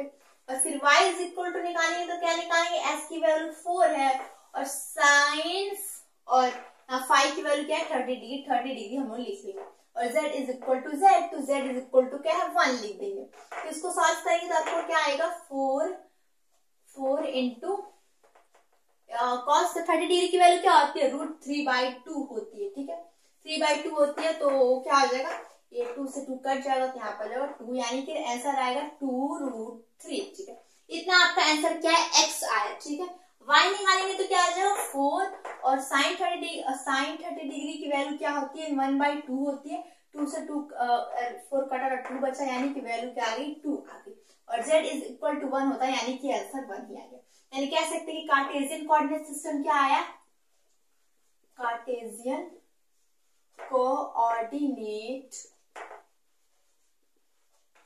सिस्टम, नहीं कोऑर्डिनेट्स आर क्या होते हैं, x, वाई जेड होते हैं, तो हमने एक्स वाई जेड की वैल्यू निकाली, क्या निकाली, एक्स की वैल्यू 2/√3 निकाली, और y की वैल्यू 2 निकाली, और z की वैल्यू क्या निकाली, 1 निकाला। ठीक है, तो ऐसे ही आपको कार्टेशियन से सिलिंड्रिकल में चेंज करना हो, या सिलिंड्रिकल से कार्टेशियन में चेंज करना हो, या स्फेरिकल से कार्टेशियन में चेंज करना हो, हमने सब आपको बता दिया है। ठीक है, तो चलिए इसको ले लीजिए स्क्रीनशॉट और चलते हैं नेक्स्ट क्वेश्चन पर। क्वेश्चन नंबर 17 क्या है कि determine the value of sphere. Sphere, ठीक है, एक स्फीयर है, एक स्फीयर है, उसका वैल्यू उसका हमें निकालना है। Determine the value of sphere of radius 2a होगा। ठीक है, 2a होगा यहाँ पे, radius 2a from the differential volume element. यानी कि हमें एक स्फीयर है जिसका रेडियस 2a है, उसका हमें वॉल्यूम एलिमेंट निकालना है, यानी कि कह सकते हैं कि पूरा वॉल्यूम निकालना है, आयतन निकालना है। ठीक है, तो चलिए इस क्वेश्चन को स्टार्ट करते हैं।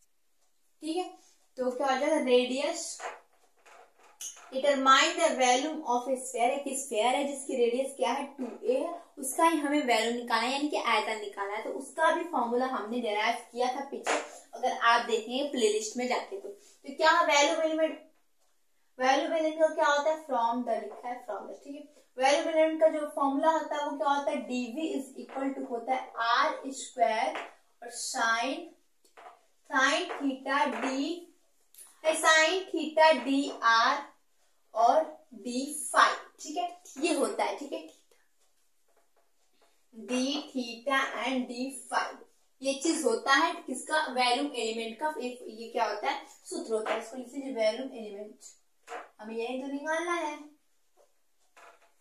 ठीक है, तो क्या करेंगे, अभी तो डीवी है, हमें क्या निकालना है, वी, पूरी उस स्फीयर का क्या निकालना है, आयतन। तो हम क्या करेंगे, इंटीग्रेशन, यानी डीवी करेंगे, तो इसका इंटीग्रेशन करेंगे तो क्या हो जाएगा, और पहले लिख लीजिए r square sine theta d r sine d theta और डी फाई करेंगे। अब क्या करेंगे, वैल्यू पुट करते हैं, वैल्यू पुट करेंगे हम लोग, तो क्या लिखेंगे, आर और डी आर एक साथ ले लेते हैं। ठीक है, आर डी आर पहले एक साथ लेंगे, आर और डी आर एक साथ ले लेते हैं, और इसको प्लस करते हैं, प्लस नहीं करेंगे, बीच में प्लस नहीं, बस अलग से ऐसे लिखेंगे। अब साइन के साथ क्या लिखेंगे, साइन का थीटा और लिख देंगे, और इसके साथ थीटा वाली चीज लिखेंगे, डी थीटा करेंगे, और फिर यहाँ पे लिख देंगे हम लोग, और फाई के लिए डी फाई कर देंगे। अब इसके क्या करते हैं हम लोग, वो चीज पुट करते हैं, क्या बोलते हैं, इसकी लिमिट हम लोग पुट करते हैं। ठीक है, तो चलिए ऐसे कर लिया, हमने क्या किया, इसको अलग अलग कर दिया, आर और डी आर एक साथ कर लिया, साइन थीटा और डी थीटा एक साथ कर लिया, और डी यहाँ पे क्या हो जाएगा, फाई हो जाएगा। अब देखते हैं लिमिट, और देखिए आर और यही क्या है, आर स्क्वायर। एक चीज देखिए, आर थीटा एंड फाई, यानी कि आर और थीटा एंड फाई, हमने क्या कहा, जिसमें दो एंगल हुए क्या आता है, एक स्फीयर होता है। तो क्वेश्चन में वैसे भी दिया हुआ कि स्फीयर है, तो इसलिए क्या करेंगे, अब यहाँ पे हम लिमिट पुट करेंगे। तो लिमिट पुट करेंगे तो आपकी जो रेडियस है वो क्या है, 2r है। तो रेडियस ये है, r है, रेडियस यहाँ पे क्या है, r है। तो यहाँ पे 0 से लेके हम क्या लिख देंगे, 2a लिख देंगे। ठीक है, और यहाँ पे क्या करेंगे, यहाँ पे हम साइन थीटा, थीटा क्या होता है, थीटा जैसे स्फीयर का जो हम लोग फिगर बनाते थे वहां पे थीटा क्या होता है, हम बताएं कि थीटा और फाई क्या होता है। तो ऐसे करते थे, ये चीज आर होती थी, आर यानी कि ये क्या है, रेडियस है। जो आर है वो क्या है, रेडियस है, और ये दिया हुआ है, ये क्या है, 2a है। ठीक है, ये 2a दिया हुआ है, और पूरे गोले का जो रेडियस है वो दिया हुआ है r2a, और इस पे हम लोग क्या करते थे, लंब डालते थे, और ये एक्स वाई प्लेन होता था, एक्स वाई प्लेन होता था, इसी पे हम लोग लंब डालते थे, और इस लंब को अगर इधर से जो मिलाते थे तो जो ये वाली एंगल बनती थी वो होती थी फाई, और जो ये एंगल बनती थी वो होती थी थीटा। तो ये थीटा जो है क्या होगा, पूरा गोले का आयतन जब पूरा ऐसे भरेगा, यानी कोई गोले, कोई जैसे लाइक अर्थ पूरा चारों ओर से गोल है, उसके लिए हम स्फेरिकल कोऑर्डिनेट सिस्टम का यूज करते हैं। तो इसलिए हम लोग इसके लिए जब थीटा देखेंगे, इसमें थीटा देखेंगे तो हम 0 से लेके क्या लिखेंगे, पाई लिखेंगे, और जो ये वाला फाई लिखेंगे वो क्या लिखे, हम लोग 0 से लेके क्या करेंगे, यहाँ पे 2 पाई लिखेंगे। ठीक है, और इसको अगर आप सॉल्व करेंगे पूरा इसका, अब इसका जो आप कहेंगे स्फेरिकल कोऑर्डिनेट जो सिस्टम जो होता है पूरा, वो किस लिए, स्फेरिकल कोऑर्डिनेट सिस्टम का यूज किस लिए किया जाता है, जैसे अर्थ है वैसे टाइप की चीजों के अंदर कह सकते हैं, किसी पॉइंट को लोकेट करने के लिए हम लोग करते हैं। ठीक है, स्फेरिकल कोऑर्डिनेट सिस्टम। तो इसको जब आप सॉल्व करेंगे तो आपका क्या सॉरी इसको सॉल्व करें तो आपका आ जाएगा कुछ ऐसा आएगा 32। आप इसको सॉल्व करके देख लीजिएगा, RA³/3। ठीक है, R³ और A आएगा। ठीक है, सॉल्व करें तो कुछ ऐसे ही आएगा। नहीं ठीक है, ये नहीं साइज, सॉरी, यहाँ पे ये क्यूब रहेगा और ये क्या हो जाएगा, आ रहेगा। यही कुछ आपका आंसर आएगा। ठीक है, ये पूरा, और ये हो जाएगा V, यानी कि पूरा आपका वैल्यू क्या निकल के आ गया, 32 RA³/3। ठीक है, वीडियो बहुत लंबा जाएगा, इसको सॉल्व करेंगे तो आ तो जाएगा 32 RA³/3, इसलिए मैंने डायरेक्ट यहाँ पे कर दिया। आप इसको सॉल्व करेंगे तो ये आंसर आ जाएगा, क्योंकि मुझे और टाइप के क्वेश्चन बताने, इसलिए मैं इसको क्या कर जल्दी कर दे रही हूँ। फिर देख लिया जाए कि इसका आंसर क्या है, इसको पहले मिला लिया जाए। तो इसका आंसर आप सॉल्व करके सब लोग बताएंगे क्या आएगा। इसका आंसर यहाँ पे R में, यहाँ पे पाई आएगा। ठीक है, क्या आ जाएगा, 32 पाई A³/3 इसका आंसर आ जाएगा। ठीक है, तो इसको कर लीजिए स्क्रीनशॉट और चलते हैं नेक्स्ट क्वेश्चन पर।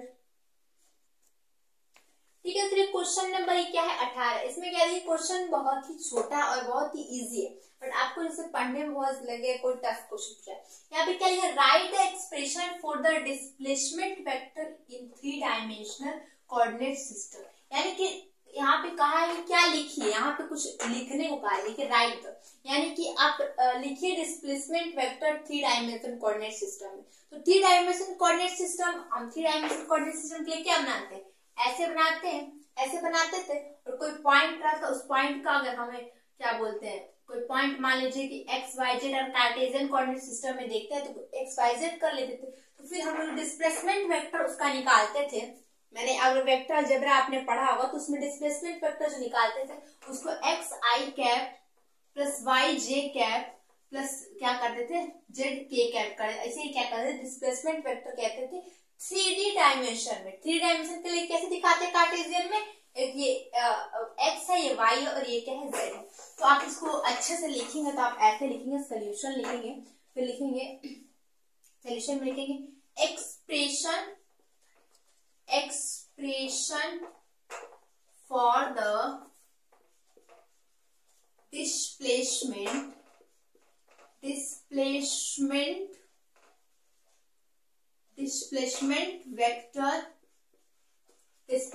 वेक्टर इन 3D में लिख देंगे बस। ठीक है, और कोऑर्डिनेट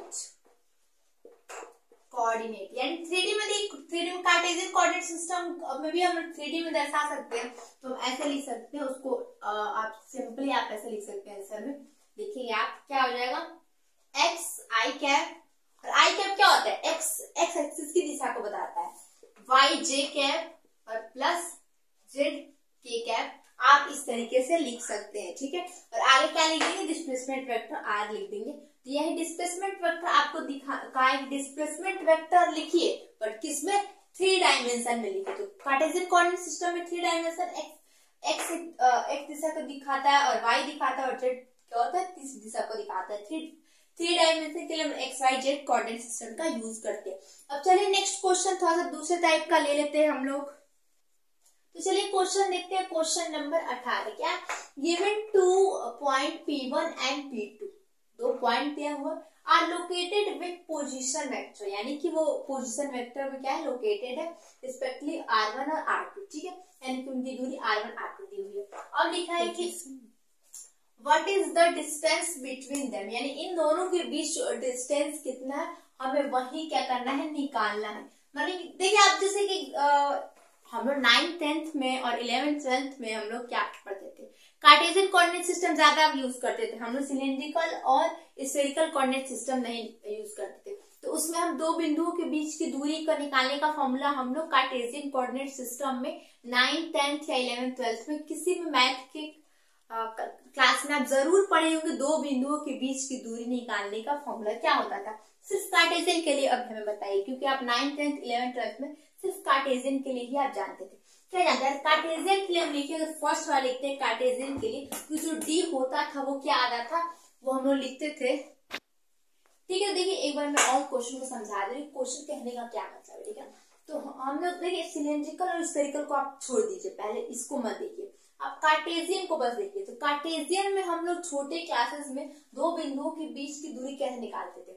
जैसे आप कहेंगे दो बिंदु कहाँ से आगे, तो पहले कार्टेशियन कोऑर्डिनेट सिस्टम एक बार बनाते हैं, ठीक है। मान लीजिए कि कार्टेशियन कोऑर्डिनेट सिस्टम है, ठीक है। एक कार्टेशियन कोऑर्डिनेट सिस्टम हम लोगों ने बना लिया, इसे ऐसे ही कहते हैं कार्टेशियन कोऑर्डिनेट सिस्टम। इसको y करिए, इसको x करिए और इसको करिए z, ठीक है। और 2D में लेंगे तो बस xy लेंगे, और मान लीजिए यहाँ ओरिजिन से कोई पॉइंट यहाँ पे क्या है, P1 है, ठीक है। और उसकी मान लीजिए कि x1, y1 और z1 कुछ तो कुछ उसकी दूरी होगी, पॉइंट यानी कि इस पॉइंट का कुछ कोऑर्डिनेट होगा। और यहाँ से मान लीजिए एक क्या है, P2 यहाँ पर है। P2 एक पॉइंट है और जिसका हम कह सकते हैं, पता कर सकते हैं या फिर कहते हैं कोऑर्डिनेट उसका क्या है, x2 और y2 और क्या है, z2। ऐसे हमें निकाले। अब हमें क्या निकालना है, हमें निकालना है P1 और P2 के बीच की दूरी। अब हमें निकालना है P1 और P2 के बीच की दूरी, ठीक है। तो ये कार्टेशियन कोऑर्डिनेट सिस्टम में, तो वही उसे हम क्या कहेंगे, इसको मान लीजिए कह देंगे कि R1 और ये हो जाएगा R2। तो सेम देखिए क्वेश्चन यही दिया हुआ है। अगर सिर्फ आप इसको सिलेंड्रिकल और स्फेरिकल को भी मत देखिए, तब देखिए given 2 point P1 and P2 यानी P1 एंड P2 है, are located with position vector R1 and R2, यानी R1 और R2 से पोजीशन वेक्टर यहाँ पे लिखा हुआ है। फिर रिस्पेक्टिवली, तो what is the distance between them, यानी कि इन दोनों के बीच की दूरी क्या होगी, यही क्वेश्चन में आपकी पूछी जा रही है। और ये जो है चीज, ये आप 9th 10th या 11th 12th किसी मैथ में आप जरूरी पढ़े हो कि दो बिंदुओं के बीच की दूरी कैसे निकालते हैं। तो हम यहाँ कार्टेशियन का भी जो फॉर्मूला होगा वो भी लिखेंगे, और सिलेंड्रिकल और स्फेरिकल आप बीएससी में यानी कि स्टार्ट हुआ है, उसके पहले ओनली हम लोग कहीं भी किसी भी स्पेस में किसी भी पॉइंट को लोकेट करते थे तो सिर्फ कार्टेशियन कोऑर्डिनेट सिस्टम का ही यूज करते थे। पर बीएससी में सिलेंड्रिकल और स्फेरिकल का भी हम लोग यूज करने लगे।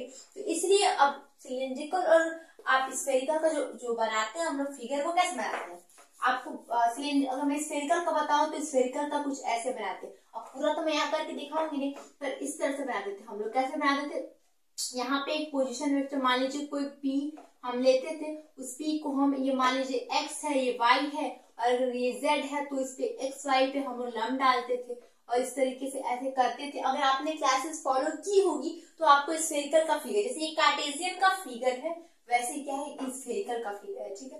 तो उसमें ये चीज होती थी फाई और ये चीज होती थी थीटा और ये चीज होती थी आर, ठीक है। तो मान लीजिए कि R1 है और स्फेरिकल में देखेंगे तो एक मान लीजिए एक और पॉइंट यहाँ पे हम P2 ले रहे हैं, P2, तो P2 से अब यहाँ पे इसको कर देंगे तो मान लीजिए को P2 का जो ये चीज होगा वो R2 हो जाएगा, और मान लीजिए इसमें फिर लंब डाला तो इसका थीटा, फिर इसका एक और थीटा1 हो जाएगा, और फाई भी चेंज हो जाएगा, सब कुछ चेंज हो जाएगा। यानी कि तो वहां पे अब P1 P2 के बीच की दूरी अगर हमें निकालनी रहेगी तो वहां पे हम लोग क्या करेंगे, उसका भी फॉर्मूला यहाँ पे लिखेंगे, ठीक है। तो अभी आपको सिलेंड्रिकल और स्फेरिकल में इससे समझ में नहीं आएगा क्योंकि आप इसको 9th 10th 11th 12th में नहीं पढ़े, आप बीएससी में डायरेक्ट पढ़े। पर कार्टेशियन कोऑर्डिनेट सिस्टम को मैं 100% श्योर हूँ कि कहीं ना कहीं आपको मैथ में आपने पढ़ा होगा दो बिंदुओं के बीच की दूरी का फॉर्मूला क्या होता है। तो उसको ही हम लोग क्या करेंगे, यहाँ पे मैं कार्टेशियन के लिए पहले लिखूंगी, फिर सिलेंड्रिकल के लिए लिखूंगी और फिर स्फेरिकल के लिए लिखूंगी, और आप तीनों का फॉर्मूला याद कर लीजिएगा। और किसी पे भी क्वेश्चन आए, मान लीजिए कि यहाँ पे दे दिया कि दो बिंदु P1 और P2 है और R1 R2 दे दिया और कुछ थीटा दे दिया और फाई दे दिया, समझ जाइए स्फेरिकल कोऑर्डिनेट सिस्टम के बीच की दूरी हमें निकालना, उसमें जो दो पॉइंट कोई होंगे, ठीक है। तो पहले कार्टेशियन के दो पॉइंट के बीच की दूरी के लिए फॉर्मूला क्या होता है, जो आप छोटे क्लासेस से पढ़ते आ रहे वही होता है सेम। क्या होता है, कार्टेशियन के लिए पहले हम लिखें, तो कार्टेशियन का तो होप आपको याद होना चाहिए। क्या होता है, x1 माइनस x2, देखिए x2 होता है x2 माइनस x1 का whole square plus y2 minus y1 का whole square plus y3 minus Z3 minus Z2 minus Z1, ठीक है, इसका होल स्क्वायर। ये दो बिंदुओं के बीच की दूरी है, यानी कि दो गिवन पॉइंट P1 और P2 दिया रहेगा तो कार्टेशियन कोऑर्डिनेट सिस्टम में उन दोनों पॉइंट के बीच की दूरी के निकालने का सूत्र क्या होता है, यही होता है।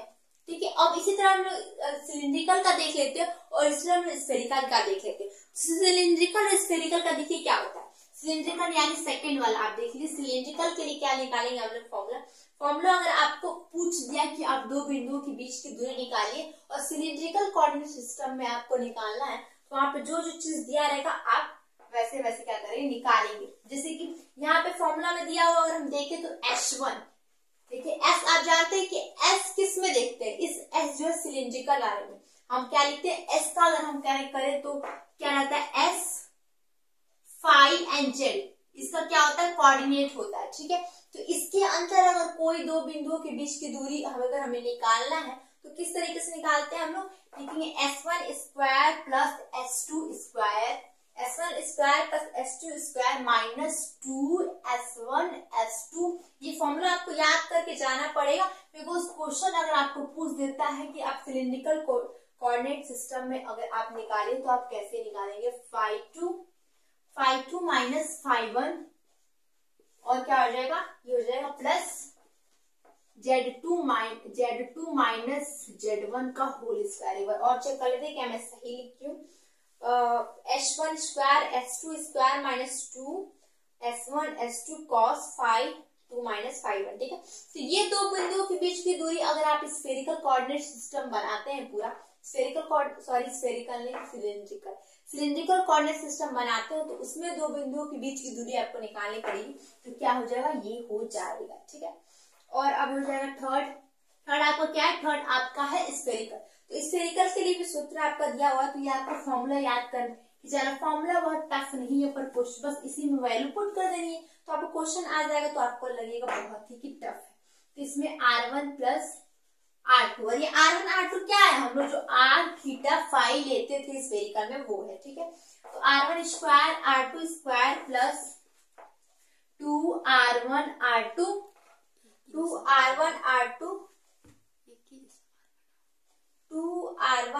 देखिए R है, ठीक है, ये R है 2R1 R2 और cos थीटा 1 और theta 2, cos theta 1 cos theta 1 cos theta 1 और cos थीटा, देखिए चल नहीं रहा मार्कर और हम बाहर जा भी नहीं सकते बिकॉज आप जानने के नाइट के टाइम अपने वीडियो को शूट कर रहे हैं और टाइम हो रहा है 1 बज चुका है। ठीक है, और हमने बोल दिया है कि हम करवाएंगे थर्ड यूनिट, हम करवा के रहेंगे, भले ही आप वीडियो ना देखें। ठीक है, पर हम लोग करवाएंगे। ठीक है बच्चे, और आपको भी क्या करना पड़ेगा। उसके बाद अगर ये देखिए उसके आगे, ठीक है, ये मत समझिए बटे हुए, ठीक है, ये उसके आगे कुछ cos, इसको लिख देंगे phi1। आप लोग ये मत कहिए कि मैम को जब नहीं याद है तो हमें क्या याद हुआ, क्योंकि एग्जाम आपको देना, एग्जाम हमें नहीं देना। ठीक है, जैसे आपको ये चीजें याद करनी पड़ेगी। बस मैं आपको इस समझाती, इस वीडियो के माध्यम से मैं आपको चीज समझा रही हूँ कि अगर किसी भी स्फेरिकल में या सिलेंड्रिकल में या कार्टेशियन में अगर आपको दो बिंदुओं के बीच की दूरी निकालनी हो तो आपको क्या करना पड़ेगा, ये फॉर्मूला याद रखना पड़ेगा।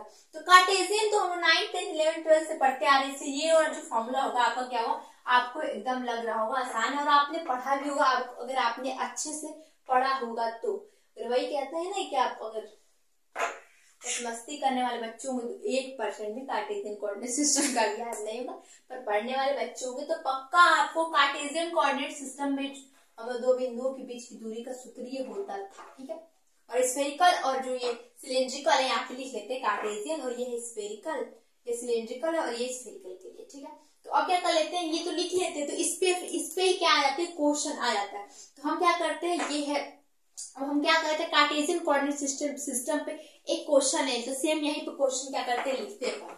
ठीक है, यहीं पे फॉर्मूला यही रहने देते हैं और क्वेश्चन किस प्रकार से है, यहाँ पहले मैं फॉर्मूला आपको बता दी हूँ। ठीक है, फॉर्मूला को पहले आप याद कर लीजिए और उसी पे क्वेश्चन आ सकता है। तो पहले मैं क्या करती हूँ, जो कार्टेशियन पे एक क्वेश्चन लिख लेती हूँ। तो कार्टेशियन पे क्वेश्चन लिखे, पहले कार्टेशियन पे एक क्वेश्चन डायरेक्ट लिख लेते हैं अभी, और कार्टेशियन पे अभी मैं आपको करके दिखा दूंगी। तो कार्टेशियन पे एक क्वेश्चन मैं लिख लेती हूँ, जैसे कि एक क्वेश्चन मैंने बनाया है कार्टेशियन, तो मैं आपको लिख कर दिखाऊंगी। तो लिख लेते हैं क्वेश्चन क्या है, लिख सकते हैं, लिखेंगे। और क्वेश्चन नंबर ये क्या है, 20 है, क्वेश्चन नंबर 20 है, ठीक है। क्या है, कैलकुलेट द डिस्टेंस बिटवीन, ऐसे ही आपका आएगा distance, calculate the distance between. मैं कई प्रकार के आपको क्वेश्चन बता रही हूँ, एक ही प्रकार के 10 क्वेश्चन बताने से अच्छा है कि कई प्रकार के 10 क्वेश्चन बनाया जाए। पॉइंट आपका दिया हुआ, क्या पॉइंट दिया हुआ, P1 आपका दिया हुआ है 1। देखिए अब मार्कर भी नहीं चल रहा और हम जा भी नहीं सकते हैं, बिकॉज आप जानते हैं कि नाइट के टाइम हम वीडियो कर रहे हैं शूट, इसलिए हम जा नहीं पाएंगे इन द। और आपको एक चीज में और बताऊं कि मैं कौन हूं, मैं हूं प्रियंका। तो आप पूछेंगे कि पूजा क्या सो गई कि जगी है, तो पूजा कमॉन आओ, थोड़ा सा दिखा दो कि तुम सो गई हो कि जगी हो। तो पूजा थोड़ा सा आ जाओ,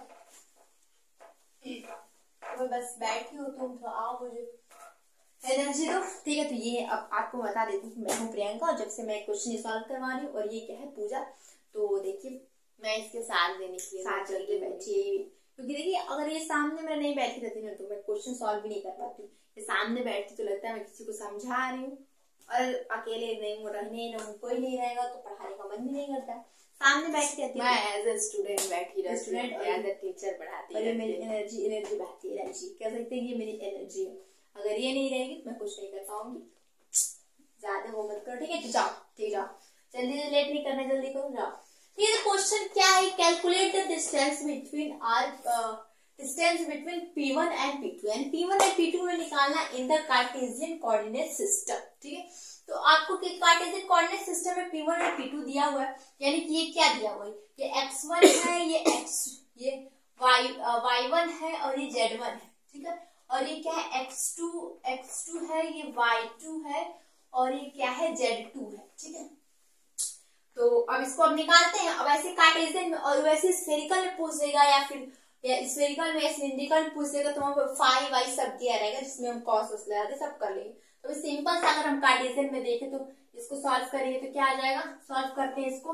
तो x2 की वैल्यू क्या है, x2 की वैल्यू है 1 और x1 की वैल्यू है 1, ठीक है, और होल स्क्वायर प्लस y2 की वैल्यू क्या है 2 और इसमें y1 की वैल्यू क्या है, y1 की वैल्यू है 1, ठीक है। 1 देखिए मार्कर भी नहीं साथ दे रहा है हमारा, और हम आप जानते हैं बचने वाला एक मैं भी आपको टाइम दिखा रही हूँ, ठीक है। और z1 की वैल्यू क्या है 4 और z2 की वैल्यू है 2, ठीक है। तो इसको सॉल्व करेंगे तो कितना होगा, इसको सॉल्व करेंगे तो ये हो जाएगा आपका 0 और ये हो जाएगा प्लस 2 में से 1 जाएगा तो कितना बचेगा 1 स्क्वायर प्लस ये हो जाएगा 2 होल स्क्वायर, ठीक है। ये बचेगा 2 का स्क्वायर, यानी कि आपका बचेगा 1 प्लस 4, यानी कि आ जाएगा रूट में 5, ठीक है। 5 यूनिट आपका आ जाएगा, ठीक है। तो ये तो मैंने कार्टेशियन में दिया, कार्टेशियन में आपको दो बिंदुओं के बीच की दूरी निकालने के लिए दे दिया, पर वैसे ही आपका सिलिंड्रिकल में और वैसे ही आपका स्फेरिकल में भी आ सकता है। तो स्फेरिकल और सिलिंड्रिकल का फॉर्मूला अभी हमने यहाँ पे लिख के आपको दिखा दिया। तो उसमें भी अगर आपका देगा तो उसमें सिर्फ P1 P2 की वैल्यू में उसमें 5 1 5 2, अगर स्फेरिकल और स्फेरिकल में मैंने क्या कहा था कि 5 भी होता है और थीटा भी होता है, तो 5 1 5 2 थीटा 1 थीटा 2 सब देगा, ठीक है। दो बिंदु के बीच की दूरी यहाँ पे सिर्फ मैंने कार्टेशियन के लिए आपका निकाल दिया है, ठीक है। अब देखते हैं नेक्स्ट क्वेश्चन पे जाते हैं, इसको कर लीजिए स्क्रीनशॉट। देखते हैं क्वेश्चन नंबर 20, देखिए अब यहाँ पे पहले मैंने क्या लिखा, पहले आप देख के डरिएगा मत कितना बड़ा सब क्या लिखा हुआ है। ये क्या है, फॉर्मूला है, ठीक है। मैं फॉर्मूला लिखवा रही हूँ कि आपको एग्जाम में क्वेश्चन आएगा तो बस इस फॉर्मूले में पुट कर देना। तो देखिए क्वेश्चन किस टाइप के बन के आ सकते हैं क्वेश्चन। देखिए मैं एक ही प्रकार क्वेश्चन को 10 क्वेश्चन नहीं करवाऊंगी, अलग अलग टाइप के क्वेश्चन आपको करवाऊंगी कि आपको एग्जाम में क्या हो आसानी। तो एग्जाम में इतना भी आपको टफ नहीं देगा। देखो कैसे देगा, देखो right the components of velocity and acceleration in the differential coordinate system. हमने यहाँ पे डिफरेंट कोऑर्डिनेट सिस्टम, ठीक है। नाइट इसमें बज रहा है, मतलब 2 बजने वाला है, इसलिए जो जबान क्या हो रही है, अब नींद आती है उस समय क्या होता है थोड़ा लपटपाती है, इसीलिए मैं बार बार कुछ न कुछ उल्टा फुल्टा बोली। पर देखिए right the component of velocity and acceleration in differential coordinate system. Sorry फिर से बोल ली, different coordinate system. Different coordinate system यानी कि मैं तब से क्या कोऑर्डिनेट जो कोऑर्डिनेट सिस्टम थर्ड यूनिट है इसमें 3 प्रकार के कोऑर्डिनेट सिस्टम को हमेशा पढ़ा रही हूँ। Cartesian coordinate system, cylindrical coordinate system और स्फेरिकल कोऑर्डिनेट सिस्टम। तो कुछ क्वेश्चन पूछते हैं, किस टाइप के क्वेश्चन पूछते हैं, जैसे कि आपको दे देंगे right the component of velocity and acceleration, यानी कि वेलोसिटी निकालिए और एक्सीलरेशन निकालिए। यहाँ पे तो मैंने डिफरेंट कोऑर्डिनेट सिस्टम के फॉर्मूला लिख दिया, पर यहाँ पे लिख देगा कि कार्टेशियन, ठीक है, यहाँ पे लिख देगा कार्टेशियन, बस देख रहे हैं आप कार्टेशियन, ठीक है, पूछा देखो कार्टेशियन, ठीक है। यहाँ पे एक्सीलरेशन एंड वेलोसिटी हमको निकालना है, और क्या यहाँ पे दे सकते थे कार्टेशियन के लिए देगा, तो जैसे मैं फॉर्मूला यहाँ पे लिख दी, ठीक है। तो इस फॉर्मूला को क्या कर लीजिए, पहले आप कर लीजिए स्क्रीनशॉट अच्छे से, ठीक है। आपने स्क्रीनशॉट कर लिया। अब आपसे पूछते कि हमें निकालना है वेलोसिटी एंड एक्सीलरेशन और कार्टेशियन कोऑर्डिनेट सिस्टम में, तो आपको कार्टेशियन कोऑर्डिनेट सिस्टम में वेलोसिटी निकालने को कहेगा, तो बस आप ऐसे कर देंगे तो वेलोसिटी निकल जाएगा। और आप क्या करते हैं, टाइम के साथ डिफरेंशिएट कर देते हैं फिर वेलोसिटी को, तो क्या निकल जाता है, एक्सीलरेशन। तो जो हम लोग एक्सीलरेट करते हैं तो उस समय हम क्या करते हैं, जो बिंदु होता है, देखिए हम यहाँ थोड़ा सा गलत लिखा हुआ है, देखिए इसमें हम क्या करते हैं, वेलोसिटी किसी भी चीज का पोजीशन वेक्टर क्या होता है, पोजीशन वेक्टर आर हम निकालते थे एक्स आई कैप प्लस वाई जे कैप प्लस जेड के कैप, पोजीशन वेक्टर होता था, ठीक है। तो वैसे आपको कोई पोजीशन वेक्टर दिया रहेगा और आपको कहेगा कि आपको करना है वेलोसिटी, तो इसको क्या करेंगे, टाइम के साथ डिफरेंशिएट करेंगे, तो इसके वन बिंदु कर देते हैं, तो उसको क्या कहते हैं, डिफरेंशिएट कर देते हैं, ठीक है। तो इसीलिए वन बिंदु यहाँ पे छूट गया है, तो आपको यहाँ पे बिंदी लगाया है। इससे ये चीज हो जाता है कि एक पोजीशन वेक्टर है उसको एक बार डिफरेंशिएट किया गया है, तो इसलिए उस पर क्या लिखते हैं, एक हम लोग डॉट लगा देते हैं, तो उस तरीके से वेलोसिटी निकल जाएगी। अगर आपका कोई क्वेश्चन दिया हो और कार्टेशियन कोऑर्डिनेट सिस्टम में कोई क्वेश्चन दिया हो और उसको कहे कि वेलोसिटी और एक्सीलरेशन निकालिए, तो आप इस तरीके से निकाल लेंगे, ठीक है। और एक्सीलरेशन में क्या होता है कि हम एक बार इसी वेलोसिटी को हम क्या कहते हैं, टाइम के साथ एक बार और डिफरेंशिएट कर देते हैं, और टाइम के साथ एक बार और डिफरेंशिएट कर देते हैं, तो उसको शॉर्ट फॉर्म में ऐसे लिखते हैं कि हम डबल बिंदु कर लेते हैं, ठीक है। तो एक्स डबल बिंदु आई कैप, वाई डबल बिंदु जे कैप और जेड डबल बिंदु के कैप, ठीक है। तो ये क्या होता है, ये होता है कार्टेशियन का, और ये सिलेंड्रिकल का होता है। सिलेंड्रिकल क्या होता है, एस, आप जानते हैं सिलेंड्रिकल में जो एस और एस कैप होता है, और फिर देखिए यहाँ पे रो नहीं, हर जगह एस लिखिए, ठीक है, एस और फिर ये फाई है, ये डब्ल्यू, और ये क्या है फाई, और ये क्या है जे है, और ये के कैप है, ठीक है। ऐसे हम लोग करते हैं और इसका एक्सप्रेशन, तो देखिए आप ये चीज देख सकते हैं, जो स्फेरिकल कोऑर्डिनेट सिस्टम है, आप स्फेरिकल कोऑर्डिनेट सिस्टम में जो एक्सीलरेशन का फॉर्मूला वो बहुत ही ज्यादा क्या है, टफ है, तो इसको तो आप याद कर नहीं पाएंगे। इसलिए मैं ये बोलती कि इतना भी टफ क्वेश्चन एग्जाम में नहीं आता है, इसलिए मैं आपसे कहूंगी कि अगर आप याद कर लेते हैं तो अच्छी बात है। आप कार्टेशियन, स्फेरिकल और सिलिंड्रिकल के लिए वेलोसिटी कैसे निकाली जाती है और एक्सीलरेशन कैसे निकाला जाता है, इसका फॉर्मूला आप याद कर लीजिए। तीनों का याद कर लेंगे तो बहुत अच्छा हो। और मैं आपको सजेस्ट करना चाहूंगी, देखिए इतना बड़ा क्वेश्चन आएगा नहीं, ठीक है, इतना बड़ा क्वेश्चन आएगा नहीं, इसलिए आप काम करिए कार्टेशियन और सिलिंड्रिकल पे आपका क्या कर लीजिए कि किस तरीके से आपका निकलता है वेलोसिटी और किस तरह से निकलता है एक्सीलरेशन, ये क्या है छोटा छोटा, इसको आप कर लीजिए याद, ठीक है। अब कोई भी दे देगा आपका पोजीशन वेक्टर या फिर कोई भी आपका दे देगा, उससे आप निकाल लेंगे। जैसे कि एक क्वेश्चन मैं खुद अभी आपको यहाँ पे करके दिखाती हूँ, जैसे कि जैसे मान लीजिए एक क्वेश्चन हम लोग लेते हैं और हम लोग क्या करेंगे, कार्टेशियन के लिए लेंगे, ठीक है। तो कार्टेशियन के लिए जो वो रहती है क्या बोलते हैं, कोऑर्डिनेट होता है, वो कैसे लिखा रहता है, जैसे कि मैं डायरेक्ट क्वेश्चन नहीं लिखूंगी पूरे अच्छे तरीके से, बस क्वेश्चन लिख लेते हैं। कार्टेशियन में एक आपका पॉइंट मान लीजिए कि एक ए दिया हुआ है, क्या दिया हुआ है 1 2 एंड 2x, ठीक है। मान लीजिए कि ऐसे कुछ दिया हुआ है 2x ऐसे कुछ वैल्यू दी हुई है, ठीक है। तो ये आप देख के आपको समझ में आ रहा होगा ये क्या हो सकता है, ये x y z हो सकता है, इसमें एंगल तो दिया नहीं है, अब इसी का कोई कह रहा है कि आपको इस पॉइंट का वेलोसिटी निकालना और इसी पॉइंट का एक्सक्लेरेशन निकालना है। तो आप ये क्वेश्चन देख के ये तो जान जाएंगे कि ये है एक्स, ये है वाई, ये है जेड। अगर यहाँ पे कोई एंगल दिया होता तब हम सोचते कि स्फेरिकल हो सकता है या फिर सिलेंड्रिकल हो सकता है, बट ये क्या है, ये है एक कार्टेशियन कोऑर्डिनेट सिस्टम के कोऑर्डिनेट है, एक्स वाई जेड है, ठीक है। तो अब इसी का हमें वेलोसिटी भी निकालना है और इसी के लिए हमें एक्सलेरेशन भी निकालना है। हमने कोई भी पॉइंट ले लिया, तो अब चलिए हम क्या करते हैं, वेलोसिटी निकालना है। तो उसके लिए हमें पहले पोजीशन वेक्टर निकालना पड़ेगा। तो पोजीशन वेक्टर निकालने के लिए हम क्या करेंगे, एक काम करते हैं, हम लोग क्या करते हैं, कार्टेशियन वाला हम लोग को निकालना है, तो बाकी सबको कर लेते हैं इरेज। तो आप चलिए से स्क्रीनशॉट कर लीजिए अगर नहीं किए तो, क्योंकि मैं सिर्फ कार्टेशियन पर ही दूंगी हमको।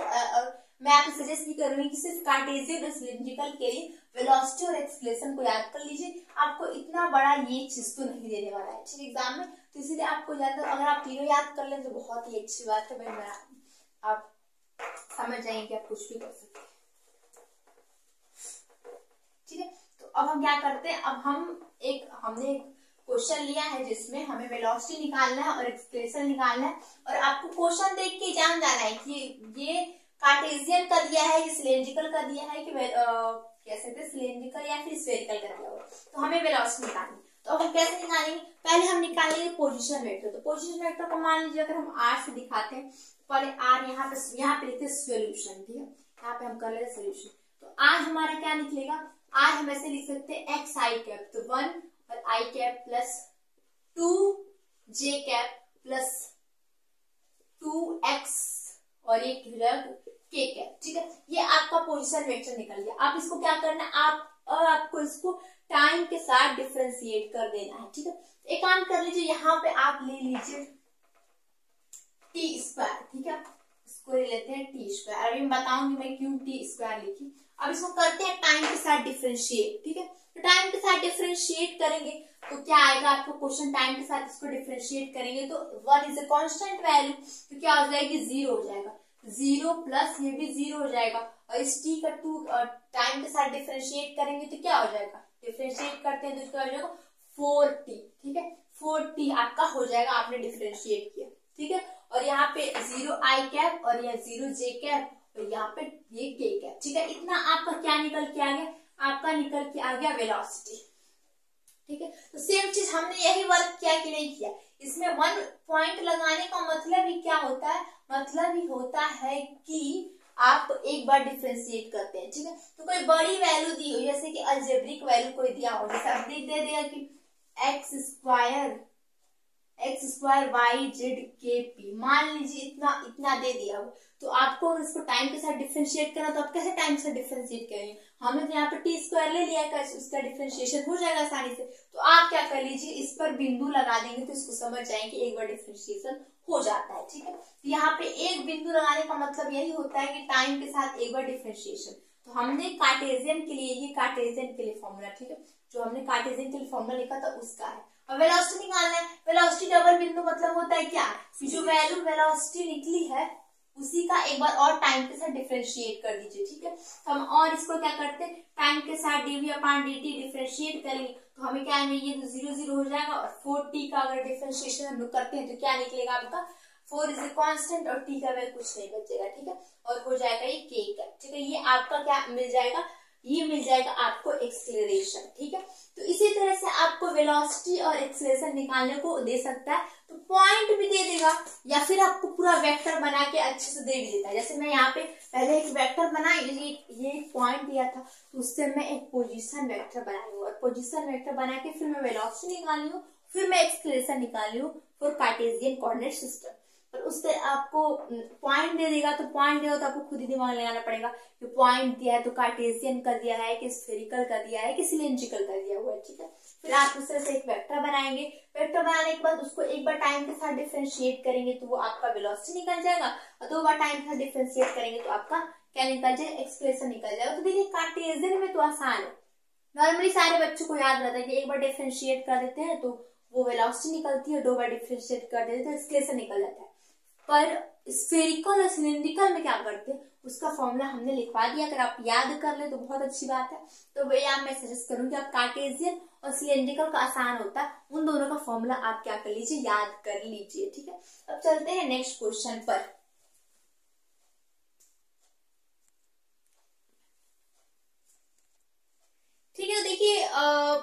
सारे टाइप के क्वेश्चन तो हमने जितना टाइप का क्वेश्चन बन सकता था उतने टाइप के मैंने क्वेश्चन आपको करा दिए। बट देखिए आपका क्वेश्चन के रूप में मैं कहूँ कि एज ए न्यूमेरिकल के रूप में आपको इस टाइप का भी क्वेश्चन आ सकता है, जो कि मैं अगर कराने लगूँ आपको तो 40 मिनट का लगेगा, ठीक है। तो उससे से वीडियो बहुत लंबा जाएगा, और ऑलरेडी मैंने करा के रख लिया है। जैसे कि मैं आपको अगर आप दिखाऊं मैं, तो यहाँ पे देखिए ये चीज, ये मेरा चैनल देखिए आप देखो, होप दिख रहा होगा, पूजा तुम दिखाओ अच्छे से, ठीक है। ये चीज दिख रहा होगा मेरा चैनल। इसमें अगर आपको कोऑर्डिनेट सिस्टम का और भी आपको क्वेश्चंस देखना है तो आप क्या करिए कि जाइए ऊपर का भले मत देखिए, पर यहाँ जो 6 है, मैं कहूंगी कि ये 6 है, जहां लिख 5 जहाँ आपको शायद दिख नहीं रहा होगा, बिकॉज दिख रहा है या दिख नहीं रहा होगा तो भी आप देख सकते हैं जो कोऑर्डिनेट सिस्टम का जो 5 लेक्चर है, जिसमें लिखा है कि लीनियर कॉम्बिनेशन ऑफ वेक्टर और लीनियर इंडिपेंडेंस एंड डिपेंडेंस, ठीक है। ये चीज लिखा हुआ है, तो ये भी एक एज ए न्यूमेरिकल या एज ए क्वेश्चन आपको क्या हो सकता है, आ सकता है। तो ये देख रहे हैं कि ये 30 मिनट की वीडियो है, तो ऑलरेडी मैं बना के रख चुकी हूँ। तो मैं आपको सजेस्ट करना चाहूंगी कि भले ही आप कोऑर्डिनेट सिस्टम के ऊपर की वीडियो ना देखें, पर आप वीडियो नंबर 5 से लेकर 5 एज ए न्यूमेरिकल आ सकता है।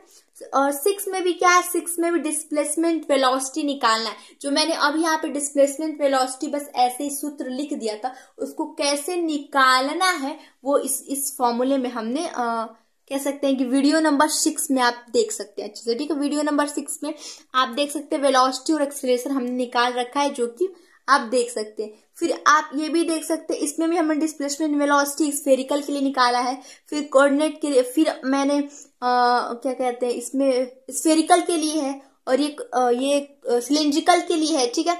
ये और आपको ये भी डिस्प्लेसमेंट, हमने डिस्प्लेसमेंट वेक्टर, एक एक्सीलरेशन का अलग से 40 मिनट का वीडियो, और फिर क्या है नीचे, और आप एक आप ये भी देख सकते हैं ऑर्थोगोनल जो है आपका, जो ऑर्थोगोनल है। और देखिए एक ये बच रहा है, क्या इसका नाम है, ग्रेडियंट डाइवर्जेंस एंड कर्ल, और उसके लिए क्या लिखा है, इनडिफरेंट कोऑर्डिनेट सिस्टम, ठीक है। ये भी एज ए क्वेश्चन आ सकता है। तो इसलिए मैं आपको सजेस्ट करना चाहूंगी कि भले आप ऊपर की वीडियोस देखें या ना देखें, पर क्वेश्चन आप वीडियो नंबर 5 से लेकर और पूरा आपको नीचे तक देख सकते हैं।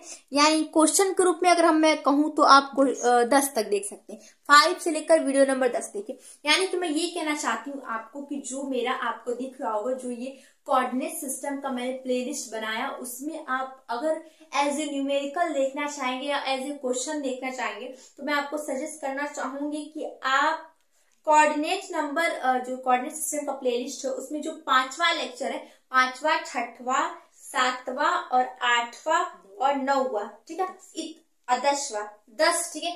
यानी 5, 6, 7, 8, 9, 10, ठीक है। इतना आपको एज ए क्वेश्चन भी आपको न्यूमेरिकल भी पूछ सकता है, पूछेगा कब, लॉन्ग ऐसा टाइप क्वेश्चन है पूछ सकता है। तो अगर मैं उसको कराने चलूंगी तो इसमें ही 40 मिनट एक में जाएगा, जो कि ऑलरेडी मैं करा के रख चुकी हूँ। तो इसीलिए मैं आपको ये कहूंगी कि आप 5, 6, 7, 8, 9, 10 जो है आप हमारे प्लेलिस्ट में जाइएगा। कोऑर्डिनेट सिस्टम जो मैंने पढ़ा रखा है 3rd यूनिट, उसके प्लेलिस्ट में जाइएगा, और 5, 6, 7, 8, 9, 10 ये एज ए न्यूमेरिकल या एज ए क्वेश्चन पूछ सकते हैं, ठीक है। और जो लास्ट में 11, 12 है वो भी इम्पोर्टेंट है, बट ये थ्योरी के है। मैं यहाँ पे ज्यादातर इस जो मैराथन क्लास होता है उसमें एज ए जो क्वेश्चन आ सकता है या जो न्यूमेरिकल आ सकता है उसको ही मैं आपको ज्यादातर बताती हूँ। पर थ्योरी के और थ्योरी में मैं बोलूँ तो थ्योरी में आप जैसे नॉन इनर्शियल क्या होता है, इनर्शियल फ्रेम ऑफ रेफरेंस क्या होता है, ये सब भी मैंने बता दिया। ऑर्थोगोनल क्या है, जैसे ऑर्थोगोनल का थोड़ा सा मैंने ब्रीफ आइडिया आपको स्टार्टिंग में दिया था, बट पूरा अच्छे तरीके से मैंने ऑर्थोगोनल आपको बताया है। यानी पूरा 3rd यूनिट ही इंपॉर्टेंट है, बट मैं अगर आप एज ए न्यूमेरिकल मुझसे पूछे या एज ए क्वेश्चन मुझसे पूछे तो आप यूनिट नंबर 3rd आप खोलिएगा मेरा प्लेलिस्ट, उसमें 5, 6, 7, 8, 9, 10 पूरा ये जो है ये एज ए न्यूमेरिकल या एज ए क्वेश्चन आपको दे सकता है, ठीक है। तो मैं आशा करूंगी आप उसका मैं लिंक क्या करूँ डिस्क्रिप्शन बॉक्स में दे दूंगी, पूरे यूनिट का ही मैं दे दूंगी और 5, 6, 7, 8 का भी दे दूंगी, ठीक है। तो होप आपको वीडियो अच्छी लगी होगी, तो वीडियो को लाइक कीजिएगा और एक बार फिर से पूजा आ जाओ, ठीक है, आ जाओ। देखिए पूजा आ चुकी है और हम वीडियो शूट, देखिए मैंने आपको कहा था कि आज वीडियो क्या हो जाएगी, आज वीडियो आपकी 3rd यूनिट की जो क्या बोल सकते हैं मैराथन क्लास आ जाएगी, पर टाइम इशू होने की वजह से सुबह हम लोग शूटिंग नहीं कर पाए दोनों, ठीक है। तो इसे नाइट में हमने शूटिंग स्टार्ट की थी और आपको लगता हो कि बहुत ही कम टाइम लगता है, पर मैं आपको बताऊं मैं स्टार्टिंग में जब स्टार्ट की तो उस समय बज रहा था 10 और अब बजने वाला है 2, ठीक है। नियर अबाउट बजने वाला है 2, देखो पूजा जाके दिख रहा है कैमरे में अच्छे से, ठीक है, ठीक है। 1:45 होने वाले, यानी कि आप देख लीजिए नियर अबाउट हम लोग को 2.5 घंटे शूटिंग करने में लगी हुई, ठीक है। 2.5 घंटा, 11, 12, 1, 2, यानी कि 4 घंटा, ठीक है, 2.25 घंटा, ठीक है, या 2.25 हो रहा है, ठीक है। तो यानी कि 4.25 घंटे हमें वीडियो शूट करने में लगा, क्योंकि मैं अगर सामने क्वेश्चन लिखने लगूँ तो आपको बहुत ही ज्यादा टाइम वेस्ट होगा, इसमें क्या करती हूँ वीडियो पोज कर लेती हूँ और फिर क्वेश्चन लिख लेती हूँ, जिससे आपका टाइम भी वेस्ट ना हो। तो मैं आपसे कहूंगी कि इतना आपके लिए मेहनत किया जा रहा है और बहुत ही ज्यादा करीब एग्जाम आने वाला है बीएससी का, तो इसलिए आप ये वीडियो जरूर देखिएगा। और जैसे आपने यूनिट 1st एंड 2nd को सपोर्ट किया, उसी तरह यूनिट 3rd कोऑर्डिनेट सिस्टम को भी सपोर्ट कीजिएगा, ठीक है। देखिए इसमें से मैं आपको गारंटी लेती हूँ कि अगर आप ये वाला वीडियो देख लें और इसमें मैंने जो जो सजेस्ट किया वो चीज देख लें आप, तो आपको कोऑर्डिनेट सिस्टम से कोई भी क्वेश्चन नहीं छूटने वाला है, कोई भी क्वेश्चन नहीं छूटने वाला है, ठीक है। तो होप आपको वीडियो अच्छी लगी होगी, तो वीडियो को लाइक कीजिएगा, चैनल को सब्सक्राइब कीजिएगा और बेल आइकन प्रेस करना मत भूलिएगा, जिससे मैं कोई भी वीडियो डालूं तो आपको नोटिफिकेशन आपके पास आ जाए। और अपने दोस्तों में भी शेयर कीजिएगा। अब बताइए, आप तो नाम जानेंगे कि ये है पूजा, तो पूजा कुछ बोलना चाहोगी तो बोलो लास्ट में। बस यही बोलना चाहिए, प्रियंका बहुत ज्यादा मेहनत की है, मतलब रात के 2 बजे से बहुत ज्यादा नींद जैसा मुझे भी आ रहा है, उसको भी आ ही रहा होगा। तो वीडियो को बस अच्छा लगा तो वीडियो को जरूर लाइक कीजिए और कमेंट करना मत भूलिए, क्योंकि आप जानते हैं ये कमेंट करते हैं उससे मोटिवेशन मिलता है। एक कमेंट आप करते हैं, सबसे पहले कमेंट करते हैं तो हमें मोटिवेशन मिलता है, लगता है कि हमने कुछ किसी के लिए अच्छा किया, ठीक है। और 2 दिन भी तो वीडियो और लेट हुआ, 2 दिन यानी टेंसर की जो वीडियो आएगी, मैराथन क्लास कह सकते हैं टेंसर की, वो 2-3 दिन बाद आएगी, बिकॉज हमें कहीं क्या करना है, जाना है, इस वजह से 2 दिन होगा लेट। और उसके बाद टेंसर का यानी कि 4 यूनिट का भी आपका मैराथन क्लास आ जाएगा जल्द ही, ठीक है। तो चलिए वीडियो को लाइक करिएगा, चैनल को सब्सक्राइब कर ही लेंगे मुझे लग रहा है, ठीक है। तो चलिए बाय बाय बोल देते हैं अच्छे से, bye bye bye bye bye, मिलेंगे नेक्स्ट वीडियो में।